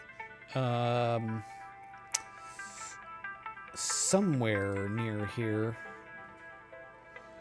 A community post for that. I should post more community posts on YouTube. Cheap Asstro. They don't get very much engagement, so you know, that doesn't mean that you shouldn't do it. I just don't think to do it, you know. March Air Force Base, March Airfield Museum.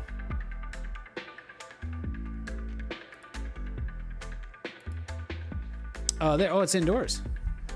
Yeah, March Airfield. Yeah, that's the one. Yep, just found it. Yeah, I've been there, and I think it was outdoors when I was there.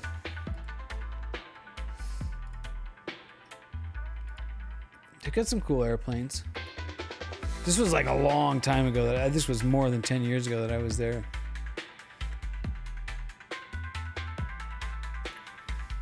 Oh, there's a better picture of it.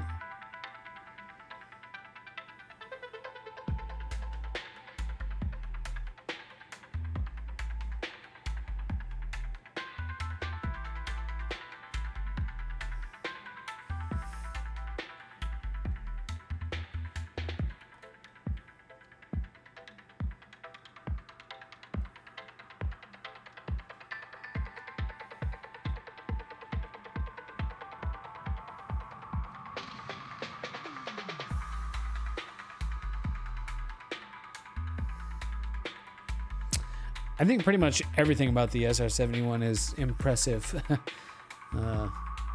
It is a very cool airplane for sure.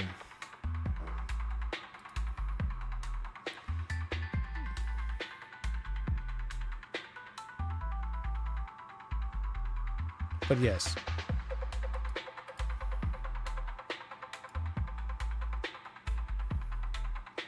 I remember when I was there a long time ago, I remember walking under, like at the time, and it looks like you still can, you can just walk underneath the B-52 bomber here, and like walking in underneath into the bomb bay, and like the volume inside that bomb bay was just like, you could put a lot of fucking bombs in here, dude. Like it was yeah. You were there in 2018? Okay. I was there in probably like 2003 or something, 2001 maybe. So, yeah, it was a while ago. Hey, look, I got a sub with no airplanes in it. A couple of them.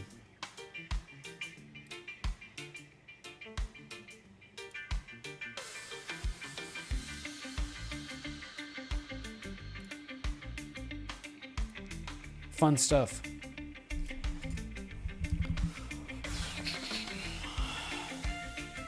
First time there in 95 and the SR-71 was outside. Yeah, so I was there in, 2001 or 2002 or something like that. And I remember the SR-71 being outside. But it was so long ago, my memory, could be... I'm glad that it's inside. I'm sure it's much better protected from the elements inside there, right? So...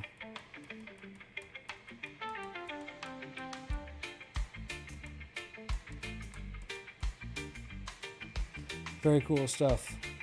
All right, I'm calling it a night, boys. Thanks you guys for being here. Sorry I haven't been streaming, work and life and stuff. I mentioned over the summer, I'm like, yeah, when the nights get longer, I'll do some Asstro streams again, and never got around to doing that. And so. Yeah, but thank you, Star Traveler. Thank you guys for being here. It was fun, and I got a new target going, and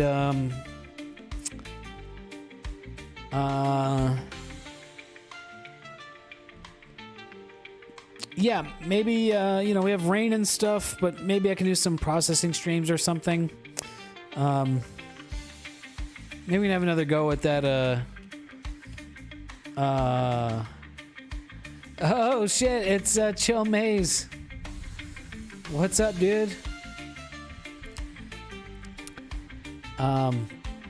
Yeah, thanks, Mr. Avenger. Sorry, Chill Maze, you found me just when I was about to bounce off. But we got some cool stuff going tonight. This is, since Chill Maze is here. Here's a live stack of the image that working on tonight. This is a section of a much larger nebula called the Question Mark Nebula. Very cool region. And thank you, Entropic Universe. So we start to get all these streaks. The red, blue, and green streaks are airplanes that are photobombing my image. And, as the object starts to set... I'm pointing to the west, and I get all the air traffic going into LAX. And one of my sub-exposures, this one here, we noticed that there's clearly an airplane. This is an engine nacelle. And so we looked at the timestamp, and then we went on flight radar, and we were able to identify the airplane. That was a Boeing 777. I can't remember which. I think it was American Airlines or something like that. But it's a Boeing 777. And this is one of the lights, one of the wing lights, and the engine nacelle. And then you can kind of just start to see the engine light on the other side of the airplane. But it's kind of rolled relative to my view, so you can't see. It's not perfectly overhead, right? So that's why you don't see the other engine nacelle. But yeah, just to see the engine nacelle in there is... yeah, it's very trippy. So, yeah. Now, it's, this ruins the sub-exposure, so it makes the astronomy not really work. But, I don't know. It's kind of fun to see. It's kind of neat. So, there it is. Magistrix, AL, American Airlines. Yeah. 2808. We caught you. Flying in front of a beautiful nebula. An H alpha. So those lights emit pretty strongly. The landing lights emit pretty strongly in H alpha, apparently. Who knew?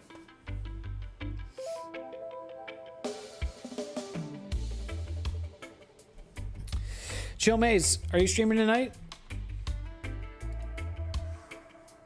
I haven't been able to see Chill Maze's streams because he's been streaming late, and I go into bed early because I got to work in the mornings. That kind of sucks, but that's life. Hopefully Chill Maze. Gotcha, brother. All right. Well, hopefully I can check one of your streams again in the future. Hope to see you on.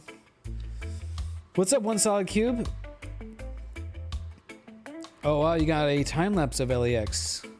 Oh wow, yes. So many planes. Very busy. Everybody wants to come to LA. I mean, it's pretty cool here. It's pretty dope. I gotta say, I don't blame them. All right. I said I was bouncing like a million times.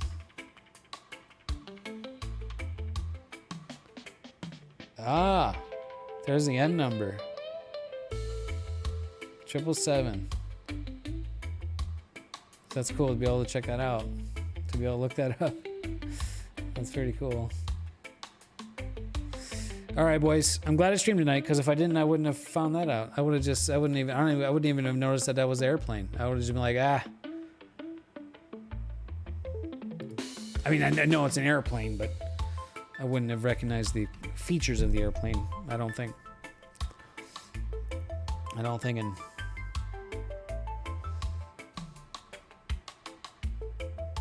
All right. Good night, guys.